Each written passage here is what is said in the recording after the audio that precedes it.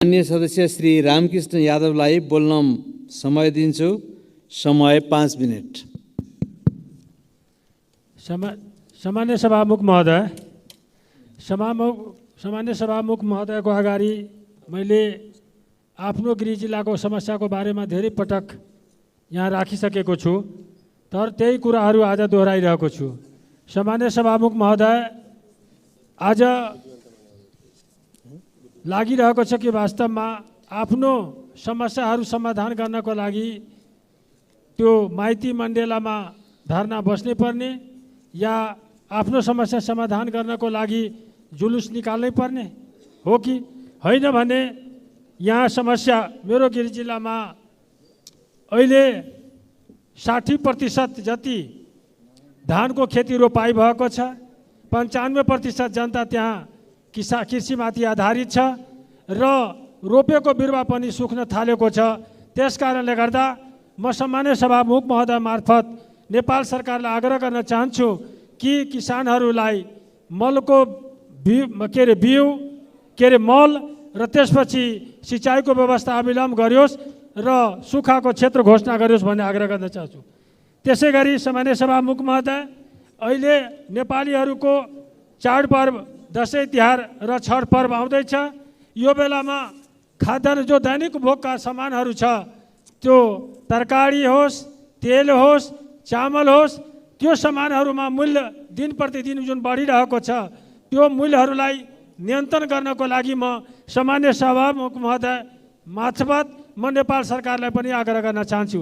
त्यसै गरी तराई हाम्रो गृह जिल्ला धनुषा जिल्लामा सँगै जोडिएको भारतसित जोडिएको खुला बोर्डर छ र बोर्डरमा उताको नागरिकहरू यताको नागरिकहरू उता, गरिबी रेखामुनि जो छ तिनीहरू तपाईँको अब 2 किलो 1 किलो जुन सामान ल्याउने गरेका छ, त्यसमा भ्याटको नाउँमा जुन किसिमको आतङ्क मचाइरहेको छ, त्यो कुरा अविलम्ब रोकियोस् भन्ने आग्रह गर्न चाहन्छु।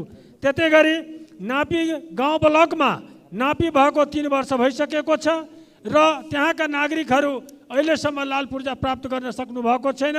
त्यो लाल पूर्जा अविलम्ब प्राप्त होस् भन्ने सम्बन्धित निकायलाई म सामान्य सभामुख महोदय मार्फत आग्रह गर्न चाहन्छु।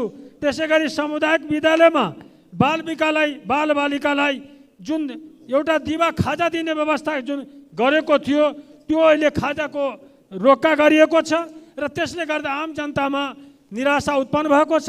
सरकारप्रति पनि वितृष्णा उत्पन्न भइरहेको छ, जनताको आक्रोश बढिरहेको छ। त्यस कारणले गर्दा जुन एउटा बालबालिकालाई जुन गरिबका बच्चाहरू स्कुल विद्यालय सामुदायिक विद्यालयमा पढ्न जाने गरेको छ, उहाँहरूले खाजा खाने गर्नुभएको थियो, त्यो र कटौती जुन गरेको छ त्यो पनि अविलम्ब व्यवस्था गरोस् भन्ने आग्रह गर्न चाहन्छु। त्यसै गरी अहिले मेरो मिटर ब्याजीको सामान्य महोदय आमनिकहरू जो अहिले मिटर ब्याजीको नाउँमा वास्तवमा मिटर ब्याजी हामीले त एउटा विधेयक मतलब कानुन त बनायौँ, तर त्यसको दुरुपयोग तराईमा भइरहेको छ। त्यो पनि दुरुपयोग नहोस् भन्ने म आग्रह गर्न चाहन्छु सामान्य महोदय। त्यस कारणले गर्दा अहिलेको समस्या वास्तवमा अस्ति पेट्रोलियम पदार्थ, डिजलमा, मट्टी तेलमा र पेट्रोलमा जुन मूल्य वृद्धि भएको थियो, त्यो मूल्य वृद्धि सरकारको तर्फबाट रोक्का गरिएको छ। त्यसको लागि वास्तवमा त्यो स्वागत योग्य कुरा हो, तर विभिन्न जुन समस्याहरू छ त्यो समस्याहरू अविलम्ब समाधान गरिदियोस् भन्ने आग्रह गर्न चाहन्छु। आज वास्तवमा शान्ति सुरक्षाको अवस्था अन्य जुन तपाईँको क्षेत्रमा जुन देखिएको छ, आम जनताहरू सङ्घीय लोकतान्त्रिक गणतन्त्रात्मक संविधान हामीले ल्यायौँ। संविधान वास्तवमा जनताको लागि हामीले ल्याएका छौँ, राम्रो शान्ति सुरक्षा दिनको लागि ल्याएका छौँ, विकास निर्माणको कामहरू गतिहरू अगाडि बढाउनको लागि ल्याएका छौँ र आज जुन किसिमको जुन क्रियाकलापहरू देखा परिरहेको छ, सरकारले नियन्त्रण गर्न पनि सकिरहेको छैन जस्तो लागिरहेको छ। आज वास्तवमा यो व्यवस्थालाई बदनाम गराउनको निम्ति जातीय दङ्गाहरू हरेक ठाउँमा फैलाइरहेको छ। तपाईँको विभिन्न किसिमको मधेसी र पहाडीको नारा लगाइरहेको छ र सरकारलाई तपाईँको व्यवस्थालाई बदनाम गराउने, संघीयतालाई असफल गर्ने जुन किसिमको षड्यन्त्रहरू भइरहेको छ त्यसबाट पनि म राजनीतिक दल प्रतिपक्ष र तपाईँको सत्तारूढ पक्षका सबै मान्यजीहरूलाई र प्रतिनिधि सभाको हरेक सम्मानित सदनलाई पनि आग्रह गर्दै हामी वास्तवमा सहमति सागात एकता गरेर मुलुकको अगाडि जुन समस्याहरू छ समाधान गरियोस् र त्यसै गरी मालपोतमा पनि जेनरल 10 रुपियाँको दरले कट्ठाको दरले लागिरहेको छ। अहिले गुठीको जग्गामा हाम्रो क्षेत्रमा 265 को दरले जुन लिइरहेको छ त्यस कारणबाट पनि सरकारप्रति अविश्वास उत्पन्न भइरहेको छ, व्यवस्थाप्रति पनि अनास्था भइरहेको छ। त्यो कुराहरू अविलम्ब सच्यायोस् र जनताहरूको समस्या समाधान अविलम्ब गरियोस् भन्ने आग्रह गर्दै म आफ्ना भनाइ यी अन्त गर्न चाहन्छु। धन्यवाद मान्यजी। मान्य ठाकुर प्रसाद गैरे, समय 5 मिनट। सभामुख महोदय, हाम्रो संविधानले, हाम्रो व्यवस्थाले हाम्रो देशको राष्ट्रपतिलाई सिङ्गो मुलुकको संरक्षक बनाएको छ, अभिभावक बनाएको छ। तर सम्माननीय महामहिम राष्ट्रपतिज्यूले केही दिन अगाडि यही महिनाको 6 गते तनहुमा गएर एउटा मन्तव्य व्यक्त गर्नुभयो र उहाँले भन्नुभयो म राजनीतिमा हात हाल्दिनँ, विकास छाड्दिनँ। तर सँगै उहाँले त्यही भन्नुभयो तपाईहरूले उपचुनावको आँधीबेहरीमा अमुक दललाई भोट दिनु भएन र नेपाली कङ्ग्रेसलाई भोट दिनुभयो, तपाईहरूलाई धन्यवाद। सम्मान्य सभामुख महोदय, हाम्रो देशको राष्ट्रपति संविधानको संरक्षक, सिङ्गो देशको संरक्षक हो वा उहाँ आज पनि नेपाली कङ्ग्रेसको कुनै पार्टीको कार्यकर्ता हो, छुट्याउन गाह्रो भयो। म यसतर्फ यो सम्मानित सदन मार्फत ध्यानाकर्षण गर्न चाहन्छु।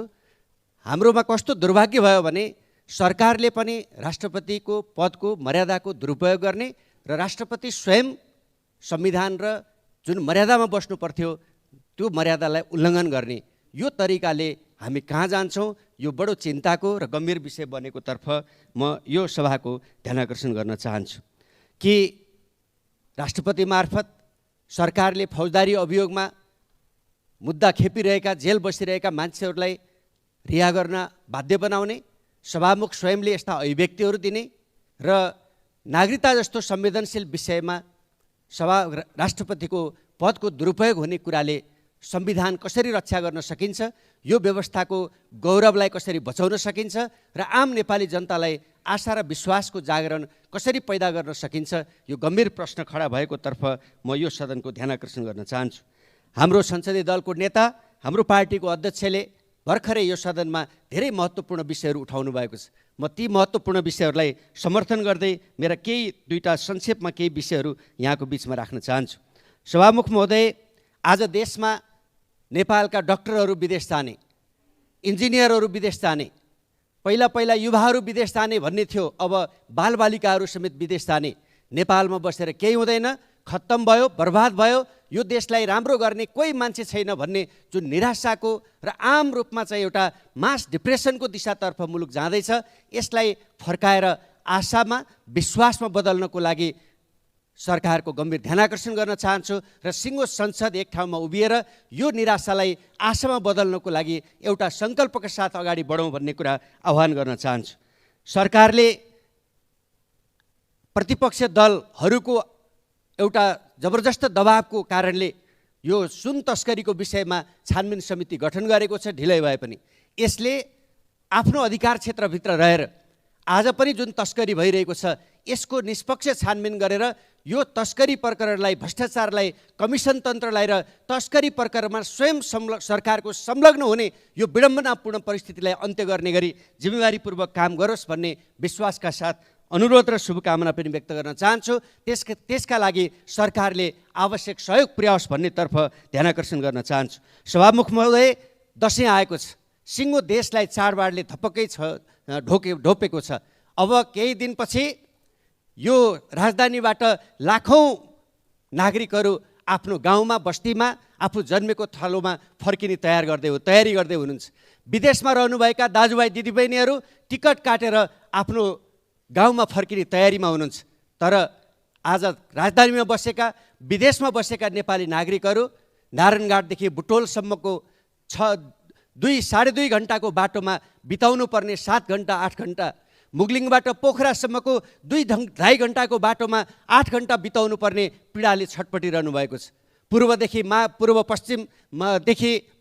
पश्चिमसम्मका नागरिकहरू जो सडक यातायातको पट्यारी दुलो, टिकट पाउन गाह्रो, यातायातको साधनको उपलब्धतामा समस्या र पुग्नको लागि 2 दिन 3 दिन पर्खिनु पर्ने बाटोमा अत्यन्त कष्टकर यात्रा गर्नुपर्ने विडम्बनाले चाहिँ एउटा त्रासपूर्ण भएको छ। र सँगसँगै चाडबाडहरूमा चाहिँ बजारमा चाहिँ प्रस्तुत भएका कमसल गुणस्तरहीन खाद्यवस्तु, महँगी र चाहिँ कृत्रिम अभाव जस्ता कुराहरूले एउटा यो दसैँ अत्यन्त खर्चिलो, महँगो र चाहिँ अत्यन्त पीडाको विषय बन्दै गइरहेको तर्फ सरकारको ध्यान जाओस् र एउटा सुलभ यात्रा, सहज यात्रा र चाहिँ भाडामा चाहिँ मनपरी गर्न नपाउने र चाहिँ सहज ढङ्गले चाहिँ यात्रा तय गरेर आफ्नो गाउँमा गएर व्यवस्थित र अत्यन्त सभ्य तरिकाले दसैँ मनाएर फर्किने परिस्थितिको निर्माणका लागि र आजै नेपालगञ्जमा भड्किएको यो चाहिँ दङ्गा, यो चाहिँ एउटा जातीय सद्भावलाई खलल पुर्याउने ढङ्गका प्रवृत्तिहरू देशभरि नै नसल्क्यौन् भन्नेतर्फ ध्यान दिएर एउटा सभ्य परिस्थिति।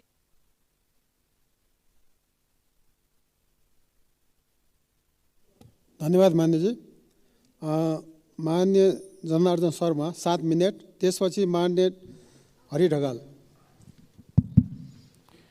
सभामुख महोदय, सर्वप्रथम चाइनामा जारी 19औं एसियाली खेलकुदमा नेपालको क्रिकेट टिमले हासिल गरेका विभिन्न विश्व कीर्तिमानका रेकर्डहरूप्रति हार्दिक बधाई शुभकामना दिन चाहन्छु। सरकारले उचित सम्मान गरोस् र विगतमा तोकिएका पुरस्कारहरू पनि दियोस् भन्ने आग्रह गर्न चाहन्छु। सभामुख महोदय, हामी यो सार्वभौम संसदमा छौँ, हामी यसलाई सार्वभौम संसद मान्दछौँ र सार्वभौम संसदको एउटा सदस्यको हैसियतले म के कुरा भन्न चाहन्छु भने यहाँ आज यो संसद आज सार्वभौम भन्न हामीले जसरी पाएका छौँ, यसको लागि, यो सार्वभौम भन्नका लागि, यो सार्वभौम बनाउनका लागि र यहाँ सबै उत्पीडित वर्ग, जाति, क्षेत्र, लिङ्गका सबै अनुहारहरू, प्रतिनिधिहरू यहाँ सहभागी हुन पाउनका लागि नेपालमा विगतको सामन्ती राजतन्त्रका विरुद्ध सङ्घर्षको एउटा प्रक्रियामा त्यसलाई परास्त गरेर अगाडि बढ्ने र त्यसबाट आज यो समानुपातिक समावेशी संसद बनेको, संरचना बनेको कुरा छ। यद्यपि अझै हाम्रा संस्थाहरू सुदृढ हुन बाँकी छ, व्यवस्थित हुन बाँकी छ र त्यसलाई अझ सुदृढ गर्न पर्ने जरुरी छ, संस्थागत गर्न पर्ने जरुरी छ। तर संविधानमा जनताका जे अधिकारहरू लेखिएका छन्, ती लेखेका अधिकारहरूलाई यो सार्वभौम संसदसम्म आएर सार्वभौम बनाउने एउटा ऐतिहासिक प्रक्रियाको थालनी भएको फाल्गुन 1 गते जहाँ गरिबहरूले, जहाँ उत्पीडितहरूले, जहाँ महिलाहरूले, जहाँ दलितहरूले, जहाँ आदिवासीहरूले, जहाँ जनजातिहरू, जहाँ मुस्लिमहरूले आफ्नो आवाज बुलन्द गरेका थिए, त्यो बुलन्द गरेको महान दिन हो। र त्यसले नेपालको राजनैतिक विगतका आन्दोलनहरू, विगतदेखि 7 सालदेखि अधुरा भएका आन्दोलनहरूलाई सङ्घीय लोकतान्त्रिक गणतन्त्रको रूपमा र संविधान सभा मार्फत नयाँ संविधान दिनका लागि एउटा सङ्कल्प गरेको थियो, एउटा आवाज निकालेको थियो, बुलन्द आवाज निकालेको। त्यसकारण त्यस्तो ऐतिहासिक दिन को लागि सम्मान गर्ने सरकारलाई म विशेष धन्यवाद दिन चाहन्छु, म आभार व्यक्त गर्न चाहन्छु। किनभने यो एउटा आन्दोलनको जनताको सम्मान हो, यो परिवर्तनको सम्मान हो, यो यहाँ के अरे हामीले प्राप्त गरेको अधिकारको सम्मान हो भन्न चाहन्छु। र सभामुख महोदय, सार्वभौम संसदको म यदि सदस्य हुँ भने म के कुरा यहाँ आग्रह गर्न चाहन्छु भने मलाई पनि धेरै कुरा बोल्नु छ, मैले पनि धेरै कुरा भन्नु छ, त्यस कारणले मेरो माइक नकाटियोस् भन्ने आग्रह गर्न चाहन्छु। किनभने मैले पनि धेरै कुराहरू दिनु छ, यहाँ मैले पनि भन्न पाउनुपर्छ, म जस्ता धेरै मान्यजीहरूले भन्न पाउनुपर्छ भन्ने कुरा पनि सँगसँगै राख्न पाउँछु र यहाँ विभेद हुनु हुँदैन भन्ने कुरा पनि म राख्न चाहन्छु। र म के भन्न चाहन्छु, आज देशमा बहुजाति, बहुभाषा, बहुसंस्कृति, बहुधर्म, बहुकला, बहुसंस्कृति भएको यो देश, आज यस्तो देशमा आज जुन कुरा भइरहेको छ, जुन खालको द्वन्द्व, आज जातीय धार्मिक द्वन्द्व उत्पन्न गर्ने र त्यहाँ घटनाहरू भइरहेका छ। आज नेपालगञ्जमा भएको, विगतदेखि तराईका मधेसका केही भागहरूमा, पूर्वी नेपालहरूमा भएका जो घटनाहरू छन्, ती घटनाहरू अत्यन्त गम्भीर प्रकृतिका घटना छन्। र यो घटनाहरू किन, कसरी उत्पन्न भएका छन्, कहाँबाट कसरी अगाडि बढेको छ भने यसको जरोसम्म पुगेर यसको अध्ययन गरेर यसको समाधान गर्नुपर्ने आजको आवश्यकता छ। म सरकारको गम्भीर ध्यान आकर्षण गराउन चाहन्छु। यस्ता घटनाहरू हुन नदिनका लागि एउटा सम्पूर्ण एउटा मेलमिलाप र सहिष्णुताका साथ अगाडि बढ्नका लागि सरकारले गम्भीर कदम चालोस् भनेर म सरकारको ध्यान आकर्षण गर्न चाहन्छु। यो यस्ता घटनाहरूले आज समाजको एउटा शान्तिलाई, सुव्यवस्थालाई र सबैलाई बिथोल्ने खालको जो प्रयत्न भइरहेको छ, यसमा खबरदारी पनि म गर्न चाहन्छु र सरकारको गम्भीर ध्यान आकर्षण गर्न चाहन्छु। र सभामुख महोदय, सँगसँगै म के कुरा पनि यहाँ राख्न चाहन्छु भने शान्ति प्रक्रियाका कामहरू टुङ्ग्याउने कुरामा भर्खरै सुनियो। धन्यवाद छ प्रतिपक्ष दलको नेतालाई, उहाँले पन्जाब पत्रमा हस्ताक्षर गरिसक्नुभयो, पन्जाब पत्र गरिसक्नुभयो। त्यो पन्जाब पत्र सहितको सहमति यहाँ गरिनु पर्यो, यो यहाँ ल्याउनु पर्यो, टेबल गरिनु पर्यो। म सरकारको ध्यान आकर्षण गराउन चाहन्छु, सहमति भएको कुरा किन अड्केको छैन भने किन आउँदैन। त्यस कारणले त्यसलाई छिटोभन्दा छिटो यथाशीघ्र गरेर शान्ति प्रक्रियालाई टुङ्ग्याएर देशलाई विकास र समृद्धिको बाटोमा अगाडि लैजाने एउटा बाटो खोल्नुपर्छ। आज नयाँ दिशा दिनुपर्छ। हामी यही अलमल्लिएर एक गन्तनमा लागेर यही छलफलमा मात्रै भएर होइन, आज व्यावहारिक रूपले जनताको जीवनलाई बदल्ने खालका काम र योजनाहरूको आज आवश्यकता छ। त्यस कारणले त्यतातिर पनि म ध्यान आकर्षण गराउन चाहन्छु। त्यसै गरी अब हाम्रो चाडपर्वहरू आइरहेको छ, दसैँ तिहार, भिन्तुना, छठ लगायतका महान पर्वहरू आइरहेका छन्। यो सन्दर्भमा, यो अवसरमा अब नेपालीहरूले अहिले महँगी जो बेहोरिरहेका छन् त्यो महँगीमा सरकारले अनुगमन गरोस्, नियन्त्रण गरोस्, निरीक्षण गरोस् र त्यहाँ अनुगमन गरेर सहज रूपमा माल वस्तुहरू उपलब्ध हुने हुन्। आज दूरदराजका ठाउँ र कर्णालीका ठाउँहरूमा खाद्यान्नको अभाव पनि हुन सक्छ र छ, त्यसलाई पूर्ति गरोस् र बजारमा पनि त्यसलाई अनुगमन गरोस् भन्ने कुरा पनि म यहाँ सँगसँगै राख्न चाहन्छु। र अहिले बाहिर जाने, अब घरतिर जाने जो यात्रा प्रारम्भ भएको छ त्यसमा बाटाका खाल्डाहरू, बाटा मर्मत नभएका अवस्थाहरू, ग्रामीण क्षेत्रका बाटाहरू, सहरबाट बाहिर निस्किने बाटाहरूको मर्मत सम्भार गरियोस् र त्यो गरेर सहज यात्राको वातावरण बनाइयोस् भन्ने कुरा पनि म सरकारसँग माग गर्न चाहन्छु। र सँगसँगै बसको टिकटहरू, प्लेनको टिकटहरू सहज रूपमा उपलब्ध हुने अवस्था सिर्जना होस्। कर्णालीका जनताहरूले तराईबाट नेपालगञ्जबाट माथिसम्म पुग्ने एउटा अवसर पाउन्, त्यहाँ त्यो खालको हवाई एउटा व्यवस्था गरियोस् भन्ने कुरा पनि म सँगसँगै राख्न चाहन्छु। र यसरी यो प्रक्रियामा अहिले घरतिर जाने क्रममा जनताले खाना खाने ठाउँहरूमा गुणस्तरीय खाना छ कि छैन भने अनुगमन गर्ने र त्यहाँ खालको उचित मूल्य छ कि छैन भनेर अनुगमन गर्ने कसले हो, सरकारको ध्यान म त्यहाँ पनि आकर्षण गराउन चाहन्छु। यताबाट जनतालाई सेवा र सुविधा दिनेतिर सरकारले सोच्नेछ भन्ने कुरा म सरकारलाई आग्रह गर्न चाहन्छु। र त्यसै गरी हामीले अहिले जो दङ्गा भइरहेको छ चाडपर्वको अवसरमा, केही समय अघिदेखि कृष्ण अष्टमीदेखि सुरु भएको यो दङ्गालाई अब यो आउने उहरूमा टोटल्ली बन्द गर्नका लागि गम्भीर कदमहरू चाल्नको लागि मैले आग्रह गरिसकेको छु। र सँगसँगै म के भन्न चाहन्छु भने भेरी कोरिडोरमा भेरी नदीमा रहेको एउटा बेली ब्रिज किन बनाइन्छ? बेली ब्रिज त एउटा आकस्मिक रूपमा छिटो गर्न लागि डोल्पा जस्तो सदरमुकाममा जानको लागि बनाइने बेली ब्रिज आजसम्म बन्न सकेको छैन।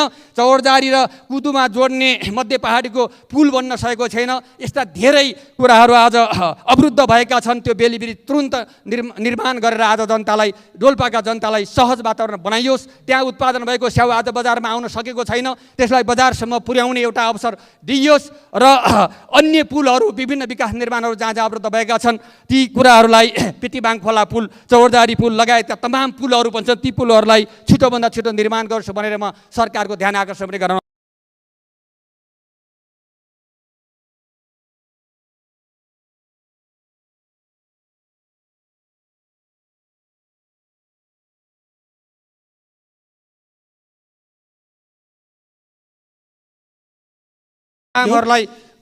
सभामुख महोदय म सक्दैछु। ती कामहरूलाई सम्पन्न गर्नको लागि सरकारले तदातुक अगाडि बढोस् भन्ने कुरा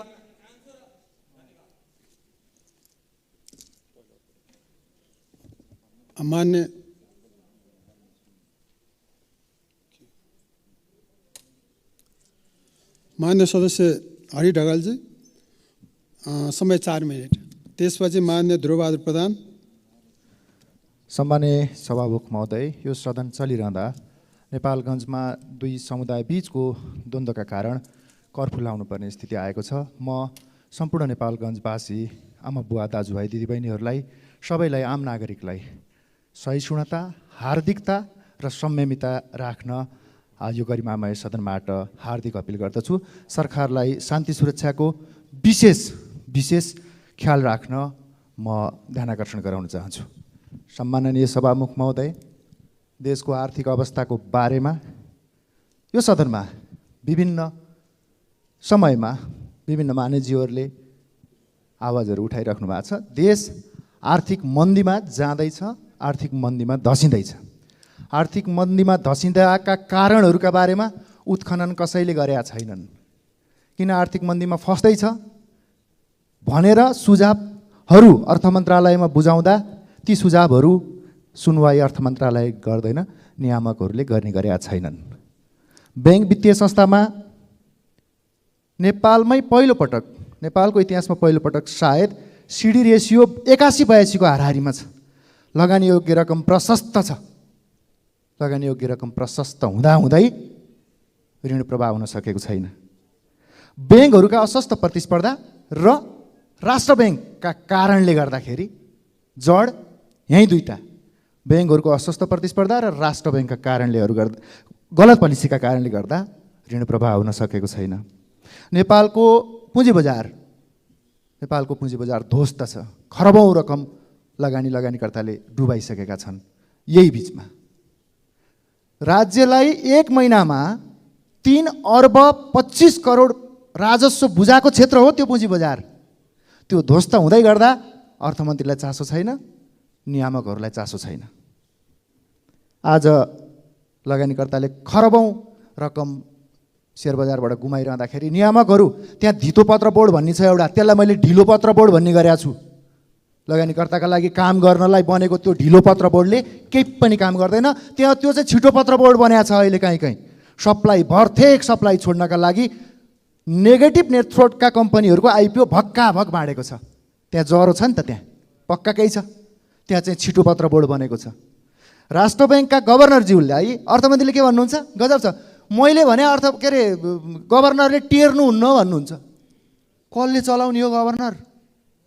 गजब छ यो। कसले हो नियामक चलाउने? अर्थ मन्त्रालयले हो कि राष्ट्र ब्याङ्कले हो? को हो ठुलो? यो छ स्टेटमेन्ट। अहिले भर्खर प्रमुख प्रतिपक्ष दलका नेता पूर्व प्रधानमन्त्री माननीय केपी शर्मा ओलीज्यूले नेपालको सेयर बजार चाहिँ छुटाउनु भयो।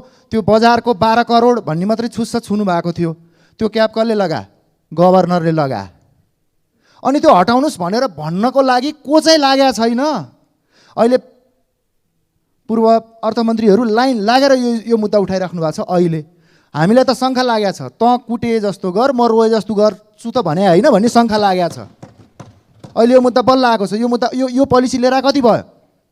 2 वर्ष भइसकेको छ। बल्ल अहिले जाग्नु भएको छ। यो मुद्दा बल्ल अहिले उठान गर्नु भएको छ। प्रदूषित राजनीतिको कारणले, प्रदूषित राजनीति अभ्यास र संस्कारका कारणहरूले गर्दा नियामकहरूको नियुक्ति मेरो फेभरको र मेरा लागि, मेरो सहजीकरणका लागि भनेर नियुक्ति गरिदिँदा राज्य व्यवस्थामा कस्तो असर पर्दो रहेछ भनेर यसपटक राष्ट्र ब्याङ्क मार्फत आम नागरिकले पनि बुझिसकेका छन्। प्रदूषित राजनीतिक मानसिकता सहितको संस्कार बोकेर नियुक्ति गर्दाखेरि, धितोपत्र बोर्डको नियुक्तिका कारणहरूले गर्दाखेरि के हुँदो रहेछ बजार। आज सेयर बजारका लगानीकर्ताले छर्लङ्ग देखाएका छन्। समग्र अर्थव्यवस्था यति तहस नहस हुँदा अर्थमन्त्री निदाउनु भएको छ। सरकार मस्त निन्द्रामा छ। म सरकारको गम्भीर ध्यानाकर्षण गराउन चाहन्छु, अर्थ मन्त्रालयको गम्भीर ध्यानाकर्षण गराउन चाहन्छु। तत्त नियामकहरूलाई राज्यको नियन्त्रणमा राख्नुहोस्।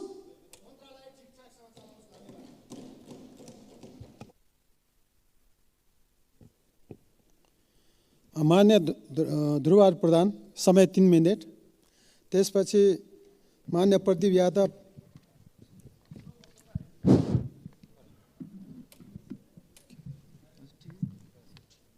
सम्माननीय सभामुख महोदय, नेपाल विशाल राष्ट्र चीन र भारत बीचको महत्त्वपूर्ण भू अवस्थितिमा अन्य विश्व शक्तिहरू समेतको चासोको केन्द्र बनेको छ। छिमेकी भारत अन्तरिक्ष यान 3 सफल अवतरण गरी विश्व चर्चामा रहेको छ भने अर्को छिमेकी राष्ट्र चीन विश्वको बलियो आर्थिक र सामाजिक शक्तिको रूपमा रहेको छ। दुवै छिमेकी मुलुकलाई हाम्रो सम्मान र बधाई छ। दुवै छिमेकीहरूले आफ्ना अर्थतन्त्र र नागरिकहरूलाई सुरक्षित तुल्याउन सडक सञ्जाल र ठुला संरचनाहरू निर्माण गरेर आफ्नो सुरक्षा बलहरू तैनात राखेका छन्। भारतले पनि सीमामा आवाज जावत गर्नेहरूको आधार कार्ड, नागरिकता र भरपर्दो परिचय पत्र चेक जाँच गरी सीमा नियमन कार्य प्रारम्भ गरेको स्वागत योग्य छ। नेपालको भूभाग छिमेकीहरूका विरुद्ध प्रयोग हुन नदिने नेपालको प्रतिबद्धता छ। नेपाल सरकार सीमा नियमन निष्क्रिय रहनु राष्ट्रिय सुरक्षाको दृष्टिले उपयुक्त हुँदैन। तात्कालीन भारतीय राजा रजौटाहरूको एकीकरणको प्रतीक सरदार वल्लभभाइ पटेलको विश्वचर्चित शाली सगौरव सम्मानित भएको समयमा नेपाल एकीकरणको सूत्रधार राष्ट्र निर्माता पृथ्वीनारायण शाहको शालिग र प्रतिमाहरू तोडफोड हुने जस्ता राष्ट्रियता र एकता विरुद्धका गतिविधि नेपाल सरकार मुखदर्शक भएर हेरिरहन्छ। तस्करीको संस्कारलाई बढावा दिने प्रवृत्तिले सुशासनको जग कमजोर बनाएको छ। सिमानामा रहेका नागरिकहरूको सुलभताका लागि सदनमा कुरा उठाइन्छ।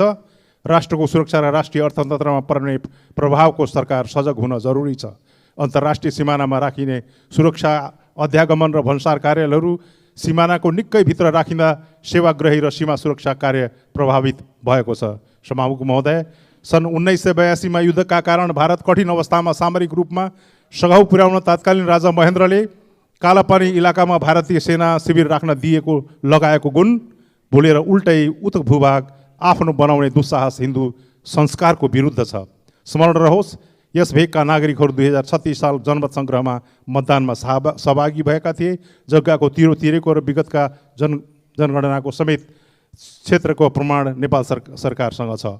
अर्को छिमेकीले विगतमा भएको सन्धि सम्झौतालाई नजरअन्दाज गरी नेपाल र ब्रिटिस सरकारसँग भएको सम्झौता तथा नेपालले जारी गरेको नक्साको प्रवाह नगरी फरक भूभाग देखाउनेले नेपालप्रति छिमेकीहरूको असल दृष्टि नरहेको आफैमा स्पष्ट छ। पूर्व तथा बहालवाला परराष्ट्र मन्त्रीहरू बीच सीमा विवादको पत्राचार सम्बन्धमा फरक अभिव्यक्ति निन्दनीय छ। अन्तर्राष्ट्रिय परराष्ट्र नीति अख्तियार गर्ने देश चीन र भारतले आफ्नो आधारभूत आदर्श र मूल्य र मान्यता भुलिसकेका छन्। नेपालको भू राजनीतिलाई विश्लेषण गर्दा दुई हात्ती बीचको सुमधुर प्रेम कायम रहेमा वा सम्बन्ध बिग्रेको दुई परिस्थितिमा नेपाललाई हानि नोक्सानी हुने नै देखिन्छ। अमेरिका लगायतका 130 राष्ट्रहरूले समर्थन गरेको नेपालको शान्ति क्षेत्रको प्रस्ताव हाम्रा सनातन संस्कृतिका कारण देशको कारणले तुहिएको इतिहास साक्षी छ। विनाशकारी भूकम्पको लगतै नाकाबन्दी नेपालीले बिर्सेका छैनन्। नेपाल र नेपालीको हक, हित र स्वाधीनताको संरक्षण र सम्वर्धन गर्दै नेपाल र नेपालीको भविष्य सुनिश्चित गर्ने विश्वका शक्तिशाली मुलुकहरूलाई सम्बन्ध विस्तार गरी आफ्नो अगाडि बढ्ने दुवै विशाल छिमेकीहरूको प्रभाव र दबावमा रही बिरालो बाँधेर श्राद्ध गर। धन्यवाद।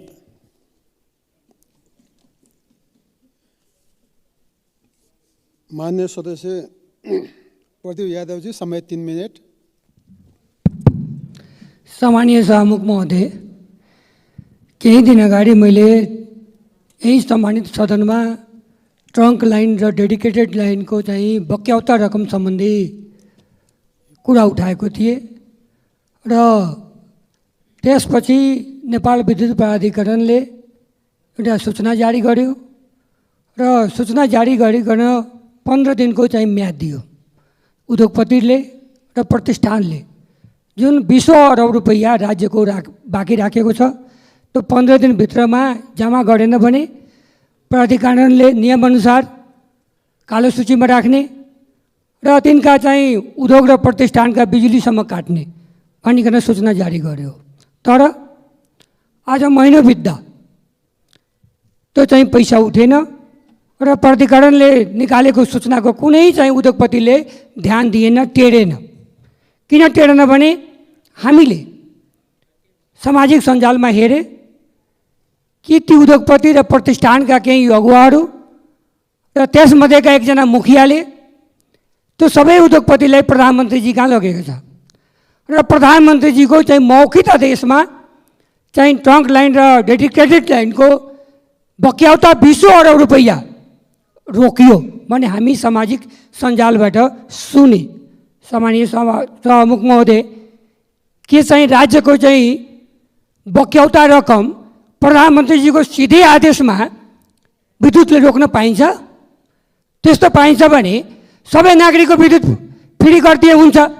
20 अरब रुपैयाँ यसरी बक्याउता राख्ने, एकातिर राज्यले कर्मचारीका चाहिँ तलब दिइराखेको छैन, सकिरहेको छैन समयमा, र अर्कोतिर 20 अरब रुपैयाँ चाहिँ बक्याउता राख्ने, यो कहाँको जायज कुरा हो सामान्य सभामुख महोदय?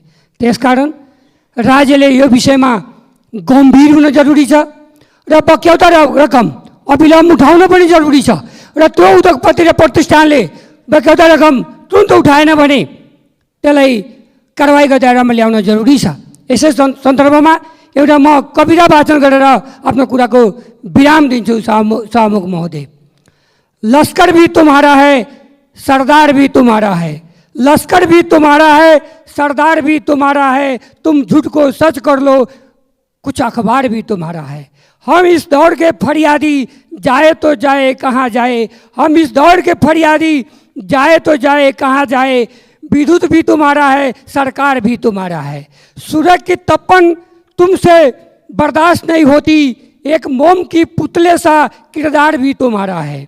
वैसे तो हर एक सह में जलवे है तुम्हारा, क्योंकि बैंक भी तुम्हारा है, बीमक भी तुम्हारा है, उद्योग भी तुम्हारा है, अस्पताल भी तुम्हारा है। तुम्ही ने इस मुल्क को निचोड़ निचोड़ के नफरत का तूफान मचा डाला है। इस वतन से प्यार का दावा न करो साहब, तुम्हें ने इस मुल्क को शमशान घाट में उतार दिया है। धन्यवाद। धन्यवाद।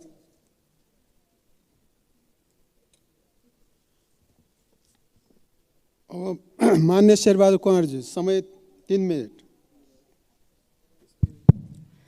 त्यसपछि अब सम्माननीय सभामुख महोदय, 3 मिनट।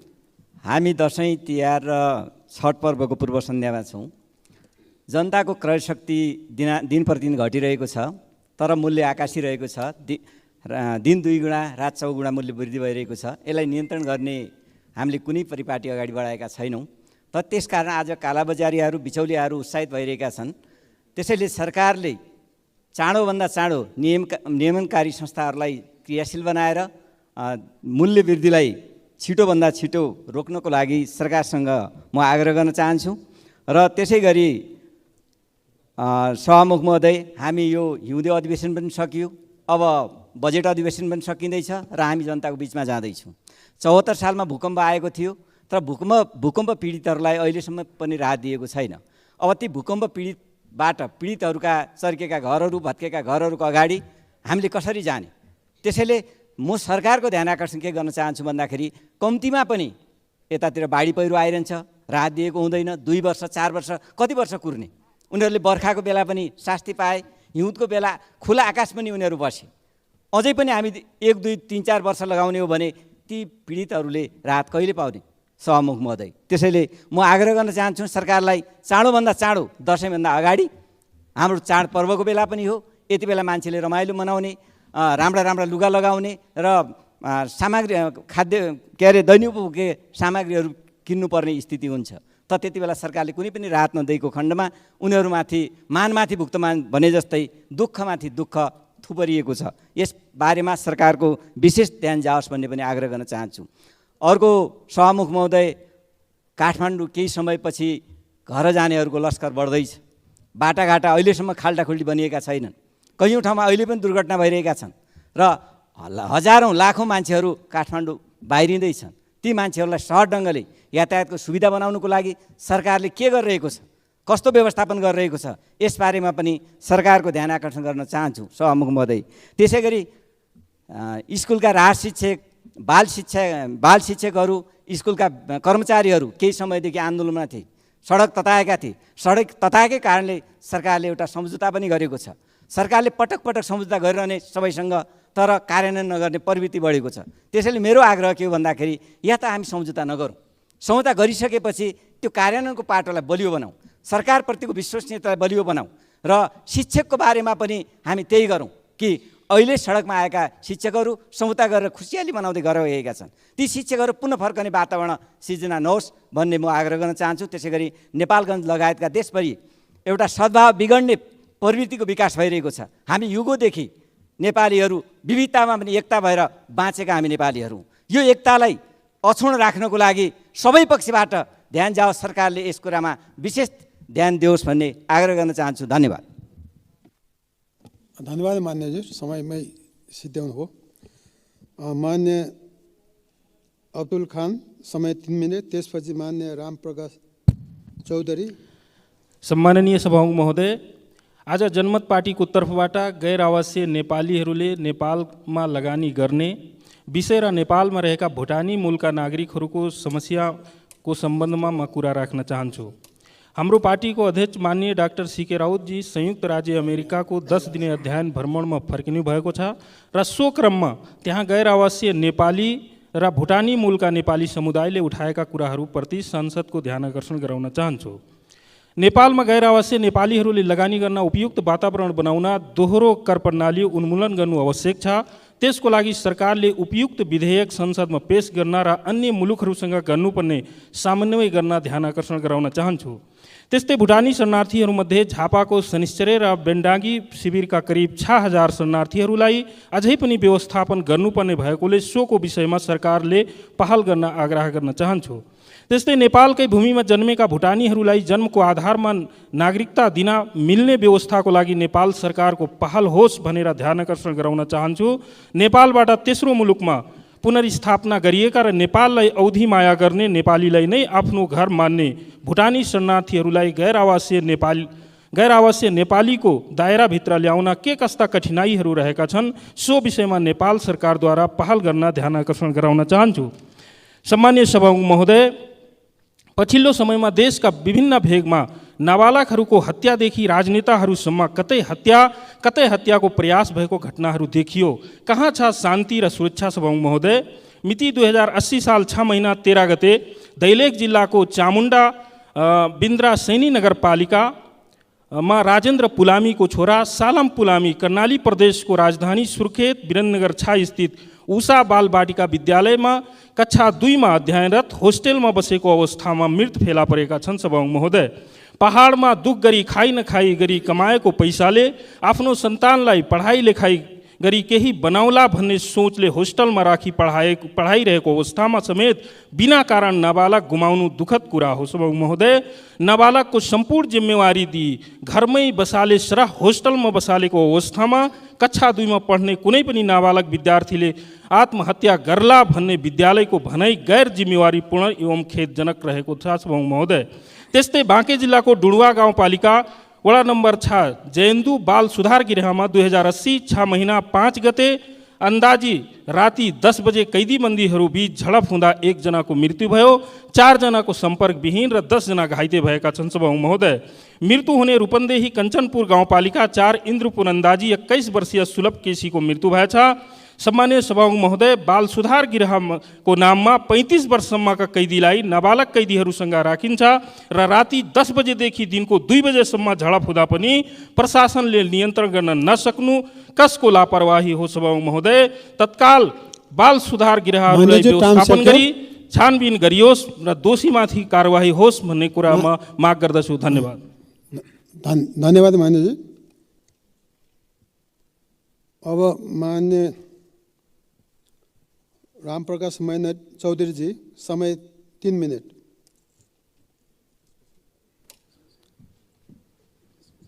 सम्मानीय सभामुख महोदय,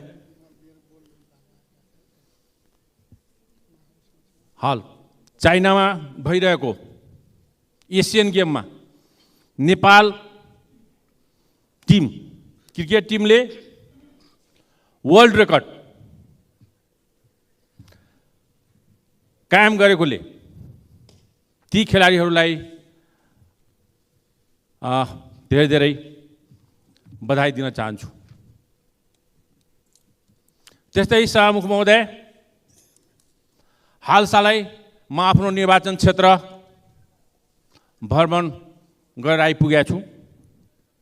त्यहाँ किसानहरूको समस्या हेरेर आँखाबाट आँसु आएको छ।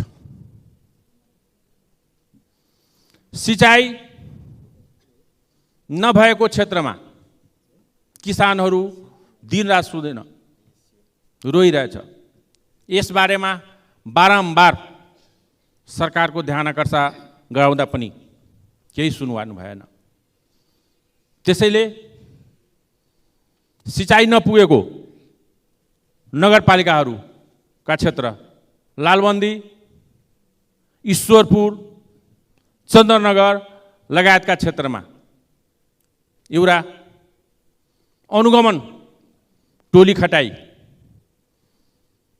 किसानहरूलाई उचित क्षतिपूर्ति र राहत दिन सभामुख मार्फत नेपाल सरकारको ध्यान आकर्षण गराउन चाहन्छु। त्यस्तै सभामुख महोदय, विगत केही दिनदेखि तराई मधेस लगायतका क्षेत्रमा साम्प्रदायिक दंगा फैलिरहेको छ र आज नेपालगञ्जमा त्यसैको परिणामस्वरूप नेपालगञ्जमा पनि कर्फ्यू लगाएको खबर प्राप्त भइरहेको छ। यो घटना नेपालमा हाललाई होइन पहिलादेखि यस्तै भइरहेछ। कर्फ्यू लागेको बेलामा घर पसलमा आगो लगाउनु, लुटपाट गर्नु, यो कहाँसम्मको न्यायसङ्गत छ सभामुख महोदय? 2072 सालमा सेम यस्तै फर्किँदाखेरि टिकापुरमा कर्फ्यूको समयमा घर पसलमा आगो र लुटपाट भएको थियो। त्यस्तै अहिले दोहोरिरहेछ, सर्लाहीमा पनि त्यस्तो भएको छ। यसको मान्यजी टाइम सिद्धियो। एउटा उचित छानबिन समिति गठन गरी त्यस्ता दोषीहरूलाई कडा कारबाही गर्न सभामुख मार्फत म चाहिँ माग गर्दछु। धन्यवाद। धन्यवाद मान्यजी। अब मान्य लालबिल चौधरी 3 समय 3 मिनट, त्यसै मान्य प्रेम सुवाल। सम्मान्य सभामुख महोदय, आज धेरै दिन पश्चात म पनि बर्दिया जिल्लामा अनुगमन गर्दै गर्दा भादौ 22 गते बाघको आक्रमणबाट मधुवन नगरपालिका वार्ड नम्बर 3 बगरैया वासी कलिवंशीको बाघको आक्रमणबाट मृत्यु भएको छ।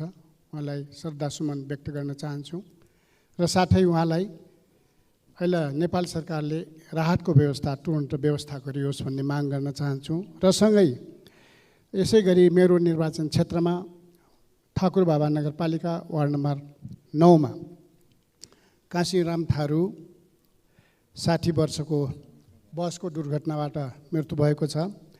त्यसै गरी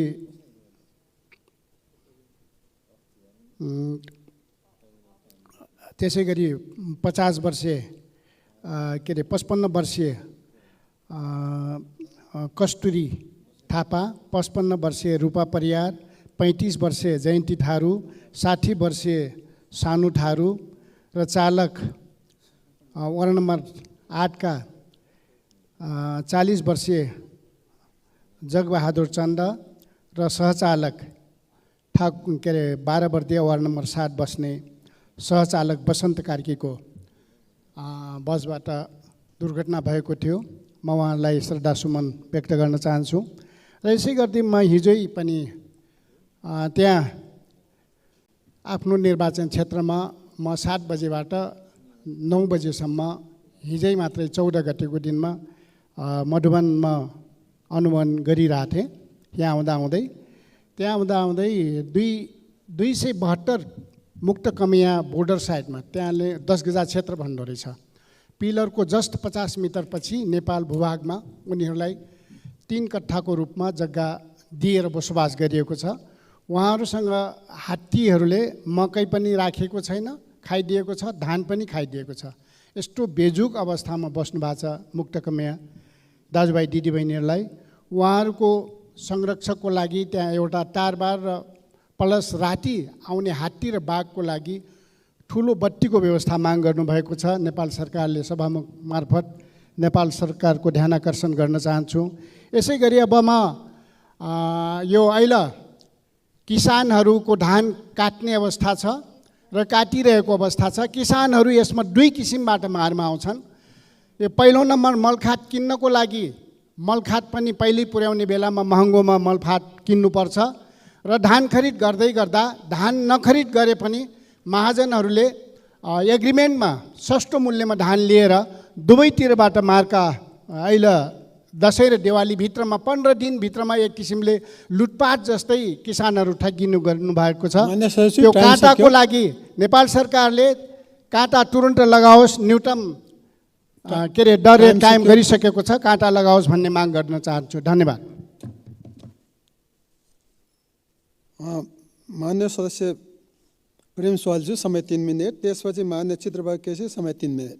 समय सभामुख महोदय, केही महत्त्वपूर्ण विषयमा सभामुख मार्फत सरकारको ध्यान आकर्षण गराउन चाहन्छु।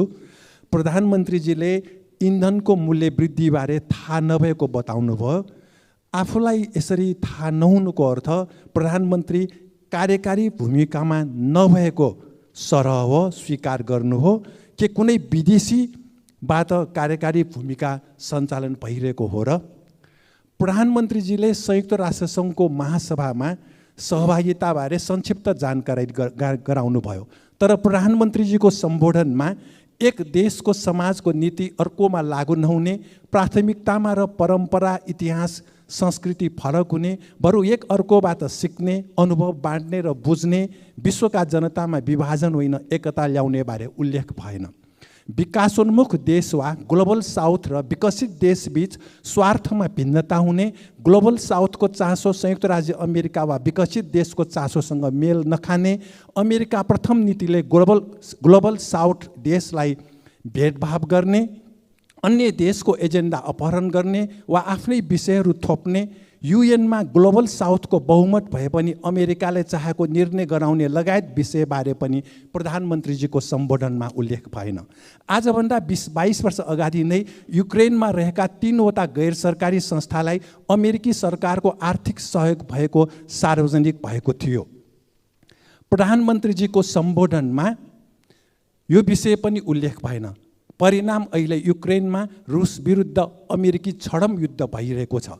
भौतिक प्रतिस्पर्धाले देशहरूलाई विरोधी समूहमा विभाजन गर्ने र यसले मानव जातिको हित नगर्ने बारे पनि प्रधानमन्त्रीको सम्बोधनमा उल्लेख हुनु आवश्यक थियो, भएन।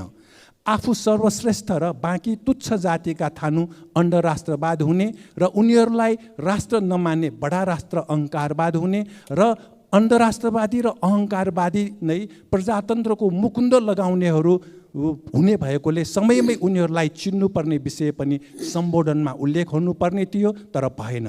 12-13 सालको नेकपाको दोस्रो महाधिवेशन वा 15 सालको पहिलो महानिर्वाचनको बेला तीनधारा पाठशालाको एक जनसभामा कवि भूपी शेरचनले वाचन गर्नुभएको कविताको अंश, साथी मेरो कविता कविता होइन, मेरो कवितामा साथी डलरको झङ्कार छैन, त्यसैले साथी मेरो कविता कविता होइनलाई सम्झेर प्रधानमन्त्रीजीले युएनमा सम्बोधन गर्नुभएको भए राम्रो हुने थियो, त्यो भएन। राष्ट्रपति महोदय रामचन्द्र पौडेलले शासक दलका कार्यकर्ता ज्यानमारा भए पनि सरकारको सिफारिस अनुसार रिहा गरेको दाबी गर्नु गलत छ। राष्ट्रपति पद खोपाको मूर्ति र संवेदनहीन होइन। के सरकारले नेपाललाई सिक्किम जस्तै भारत विलय गराउने प्रस्ताव राखे पनि राष्ट्रपति महोदयले समर्थन गर्न मिल्छ र मिल्दैन? सभामुख महोदय, मान्यज्यू, टाइम सक्यो। धन्यवाद। धन्यवाद मान्यज्यू।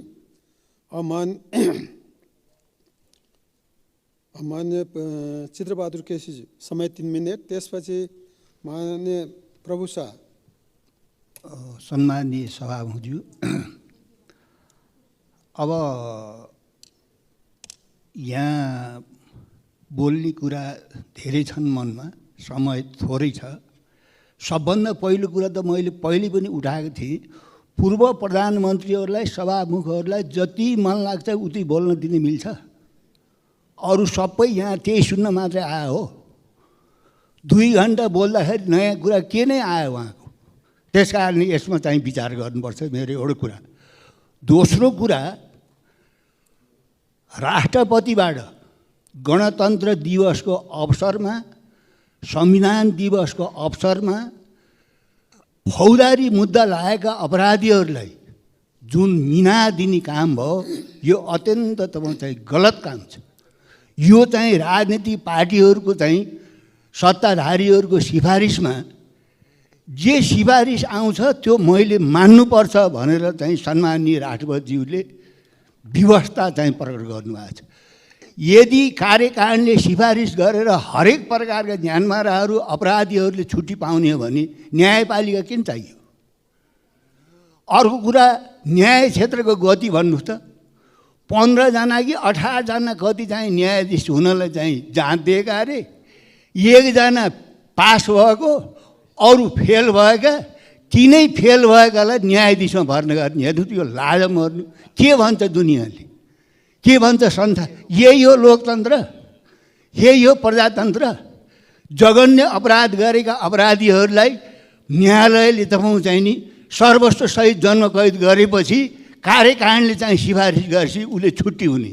यही हो लोकतन्त्र, यही हो गणतन्त्र। अर्को कुरा, राष्ट्रिय जनमोर्चाले भन्दै आएको कुरा के हो भने नेपालमा सङ्घीय प्रणाली कुनै पनि हालतमा यसको औचित्य छैन। यो प्रणाली नेपालले धान्नै सक्दैन भन्ने कुरा अहिले इतिहासले प्रमाणित गरेको छ। हेर्नुहोस् त परदेशको जात्रा, कोशीको जात्रा हेर्नुहोस् त। त्यो जात्रामा सत्ता पक्ष प्रतिपक्ष जबै मिलेर दुनियाँका अगाडि चाहिँ यो जात्रा देखाइरहेका छन्। त्यस कारणले परदेश त सब विचार गरौँ, प्रजातान्त्रिक विकेन्द्रीकरण गरौँ, स्थानीय तहलाई बलियो बनाऊ। परदेश खारेज गर्नुको विकल्पै छैन। त्यस कारणले अब अङ्गीकृत नागरिकलाई वंशजको नागरिकता दिने, ज्यानमाराहरूलाई पनि रिहाई गर्ने, लोकतन्त्रको कुरा गर्ने, गणतन्त्रको कुरा गर्ने र अन्तिममा यो दसैँको बेलामा महँगीले जनताको ढाड भाँचेको छ। सरकारले केही गर्न सकेको छैन, रमिते भइरहेको छ। र यो दसैँको बेलामा विशेष गरेर भारततिरबाट नेपालीहरू चाहिँ दसैँ मान्न घर आउँछन्। सिमानामा तिनलाई लुटपाट गर्ने, कुटपिट गर्ने, लछार पछार गर्ने सबै अन्याय चाहिँ सहनुपर्छ। त्यस कारणले सरकारले त्यतातिर ध्यान दियोस्। धन्यवाद। धन्यवाद मान्यज्यू। अब माननीय प्रभु शाह, समय 3 मिनट। त्यसपछि माननीय अमरेश कुमार सिंह। सभामुख महोदय, नेपालमा झन्डै हजारौँ मदरसाहरू छ जहाँ लाखौँ विद्यार्थीहरू पढ्छन्। ती मदरसाहरूलाई सरकारी मान्यता नदिँदा आज लाखौँ विद्यार्थीहरूको भविष्य निहोल्छ। वर्षौँ लगाएर पढ्छन्, लाखौँ करोडौँ खर्च हुन्छ, तर शैक्षिक योग्यताले मान्यता पाउँदैन। राज्य भनेको भविष्य बनाउने हो कि भविष्य बिगाड्ने हो? परम्पराकालदेखि वर्षौँ सयौँ वर्षदेखि चल्दै आएको मदरसा बारे राज्य बेखबर हुन मिल्छ कि मिल्दैन? यसरी नजरअन्दाज गर्न मिल्छ कि मिल्दैन? ती मदरसामा पढ्ने बच्चाहरूको शिक्षाप्रतिको हक छ कि छैन?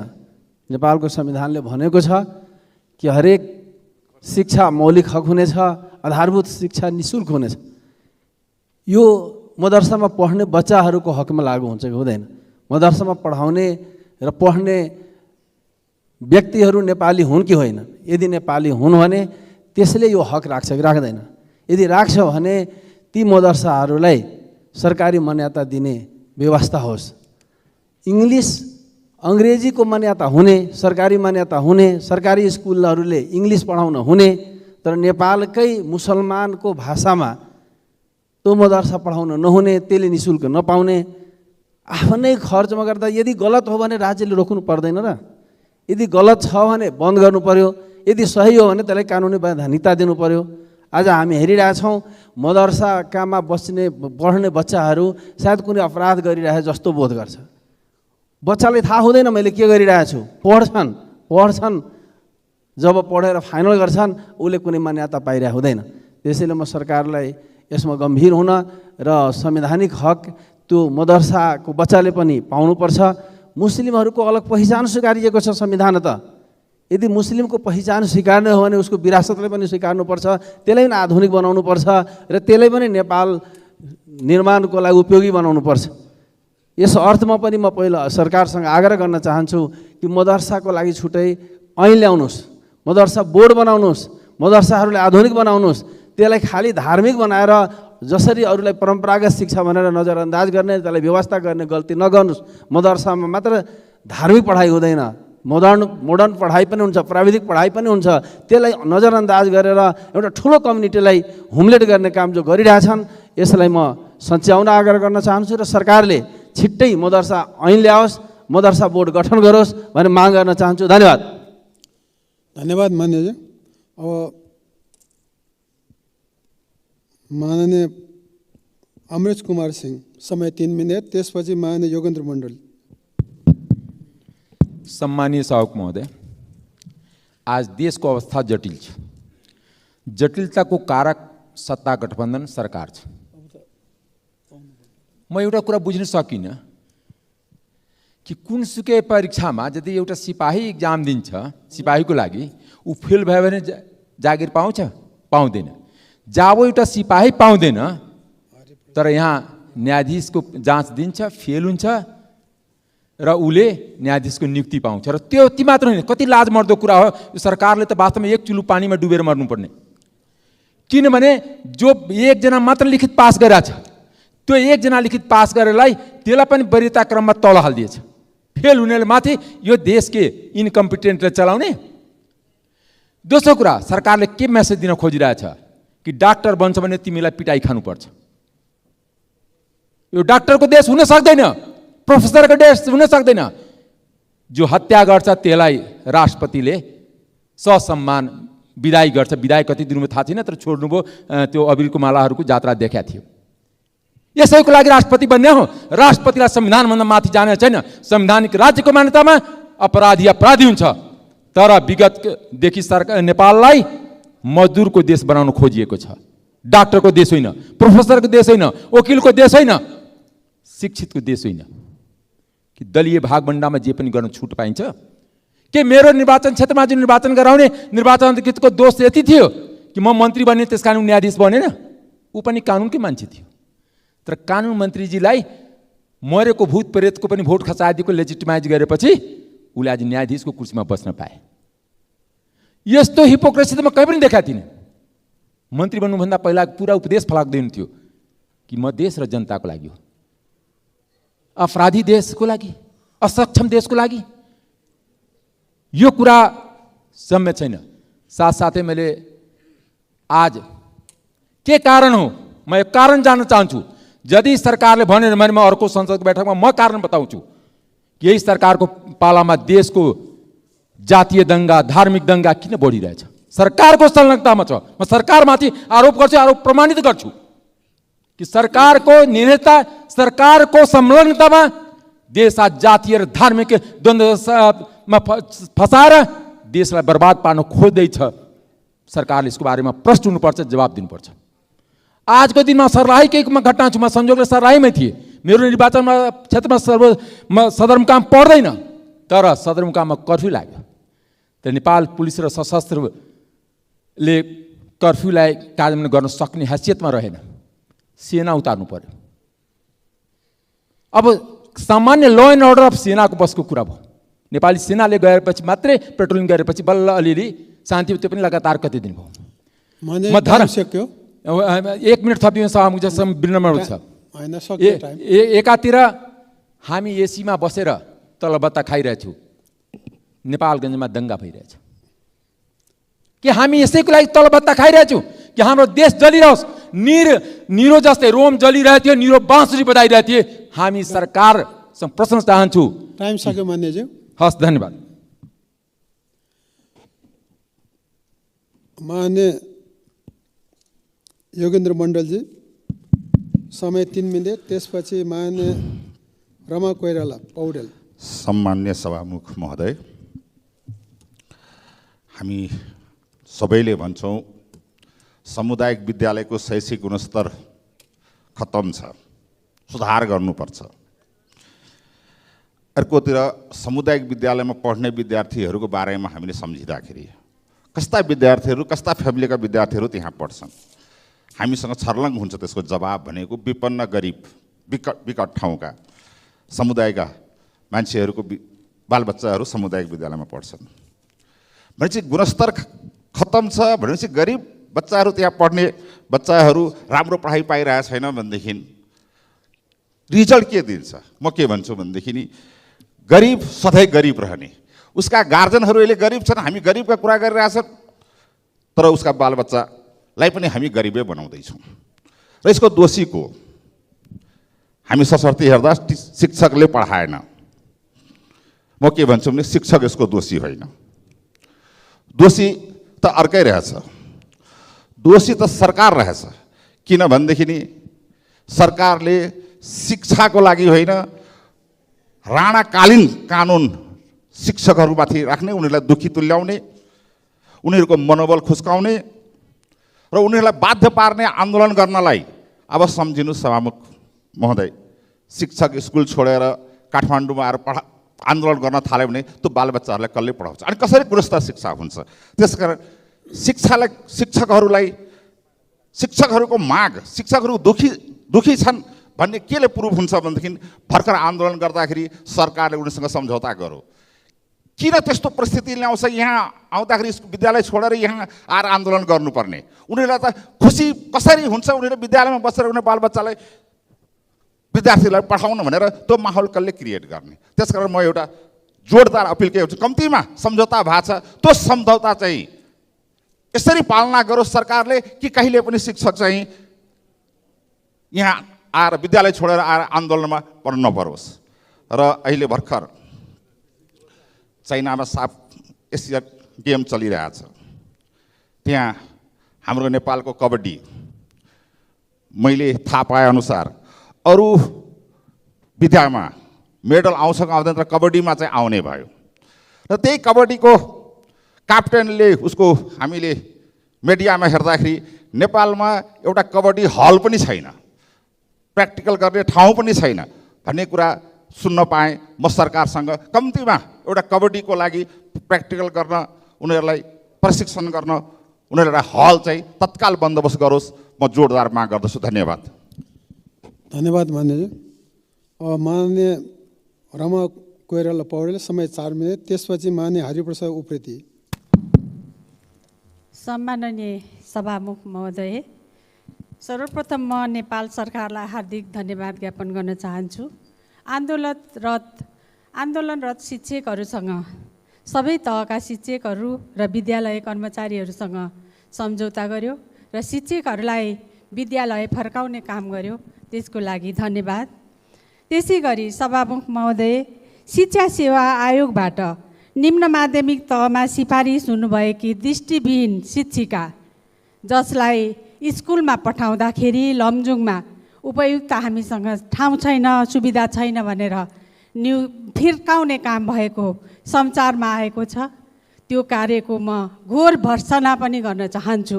त्यस्ता दृष्टिविहीन शिक्षिकाहरू काम गर्छु भनेर काम गर्न जाँदाखेरि उहाँले पाउनुपर्ने सुविधाविहीन बनाएर सरकारको दैलो ढकढक्याउनु पर्ने, गाउँपालिका जानुपर्ने, विद्यालय व्यवस्थापन समितिका अध्यक्षहरूसँग चाकरी गर्नुपर्ने, यस्तो प्रवृत्तिको अन्त्य हुनुपर्छ र ती शिक्षिका शोभा पौडेललाई तुरुन्तै नियुक्ति दिएर सुविधायुक्त विद्यालयमा काम लगायोस् भन्ने आग्रह गर्न चाहन्छु। त्यसै गरी सभामुख महोदय, यसै पोडियमबाट हाम्रो माननीय भूमि सुधार मन्त्रीज्यूले भन्नुभएको थियो सोवासीहरूलाई पूर्जा वितरण गर्छौँ भनेर, तर अहिलेसम्म पनि त्यो काम अगाडि बढेको छैन। त्यो कामलाई सरकारले तुरुन्त अगाडि बढाइयोस्। योभन्दा अगाडि केही व्यक्ति, केही परिवारहरूलाई सोवासी पूर्जा भनेर भक्तपुरको सूर्य विनायकको 2-4 घरलाई दिएको रहेछ, तर त्यो चाहिँ खाली चुनावी अभियानको लागि दिएको रहेछ। त्यो पूर्जा त दियो, तर त्यहाँको ठाउँमा उसमा चाहिँ मालपोत कार्यालयमा चाहिँ त्यो कुनै पनि रेकर्ड नभएको भेटिएको छ। सभामुख महोदय, त्यस्तो काम, जनतालाई ठग्ने काम बन्द गर्नुपर्छ। सरकारले सोवासीहरूलाई तुरुन्तै पूर्जा दिएर उनीहरूले आफ्नो जग्गाको भोग चलन गर्न पाउने व्यवस्था मिलाइदिन म आग्रह गर्छु। त्यसै गरी सभामुख महोदय, हेटौडाको कविता तामाङ चाहिँ कुवेतमा घरेलु कामदारको रूपमा जानुभएको रहेछ 1 वर्षदेखि। उहाँलाई बन्धक बनाएर राखिएको छ, उहाँको रोदन छ। उहाँलाई उद्धार गर्न सरकारले चाँडोभन्दा चाँडो उद्धार गर्ने काम गरोस् भन्ने म आग्रह गर्न चाहन्छु। त्यसै गरी चाडपर्व आएको छ, महँगी बढेको छ सभामुख महोदय। त्यो महँगी बढेसँगै सरकारले 48वटा सहुलियत मूल्यका पसलहरू खोल्ने भनेर निर्णय गरेको छ। मलाई लाग्छ सहरमा मात्रै महँगी बढ्दैन, गाउँमा पनि महँगी बढ्छ। दूरदराजका जनतालाई पनि महँगी बढ्छ। त्यसैले सरकारले चाँडोभन्दा चाँडो अन्य दूरदराजमा पनि ती सहुलियत मूल्यका पसलहरू खोलोस् भन्ने म आग्रह गर्न चाहन्छु। साथै म आग्रह गर्न चाहन्छु अनौपचारिक क्षेत्रका श्रमिकहरू गरिबीको मारमा परेका छन्, मूल्य वृद्धिको मारमा परेका छन्।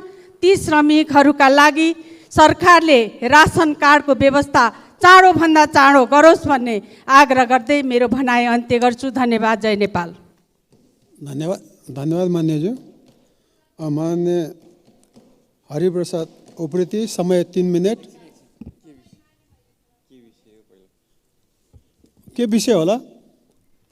सभामुख महोदय, सम्माननीय सभामुख महोदय, यस सदन चलिरहँदा बझाङको चैनपुर आसपासमा केन्द्रबिन्दु बनाएर 5.3 म्याग्नेट्युडको भूकम्प गएको छ। उक्त भूकम्पको कारण धेरै घर र विद्यालयहरू समेत भत्किएको जानकारी भर्खरै प्राप्त भएको छ। सभामुख महोदय, जय पृथ्वी राजमार्गको बाटोहरू समेत अवरुद्ध भएको छ भने ठाउँ ठाउँमा पहिरो गएको अवस्था छ। त्यसै गरेर त्यहाँको टेलिफोनको नेटवर्क समेत टुटेको भर्खरै खबर प्राप्त भएको छ। त्यसैले सभामुख मार्फत नेपाल सरकारलाई र सम्बन्धित निकायलाई विपद व्यवस्थापनको टिम सहित उद्धार कार्य गर्न र पीडितलाई राहत प्रदान गर्न जोडदार माग गर्न चाहन्छु। धन्यवाद। धन्यवाद। मान्य सदस्य हरिप्रसाद उप्रेतीजी, समय 3 मिनट। त्यसपछि मान्य राजेन्द्र बजगाई।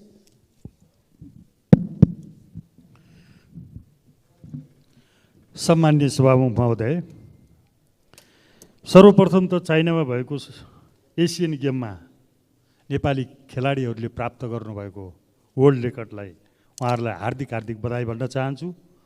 र अर्को विषय सभामुख महोदय, मेरो हातमा चाहिँ उखु किसान र सरकार बीच भएको पटक उद्योग सञ्चालकसँग भएको पटकको सम्झौता पत्र यहाँ छ। त्यो म अहिले सरकारलाई दिन पनि चाहन्छु। त्यसको हस्ताक्षरकर्ता म पनि हो एउटा, जुन माइतीघर मण्डलामा किसानको मृत्यु पनि भएको छ। र आज उखु किसानहरू 2 वर्षदेखि आफ्नो उखुको पारिश्रमको चाहिँ पसिनाको पैसा नपाएर रुवाबासी भएको छ। उखु यो सम्झौता पत्रमा उखु किसान र उद्योग सञ्चालक बीचमा उद्योग सञ्चालकलाई पनि सजिलो हुने र उखु किसानलाई पनि हौसला दिने किसिमले सम्झौता भएको थियो।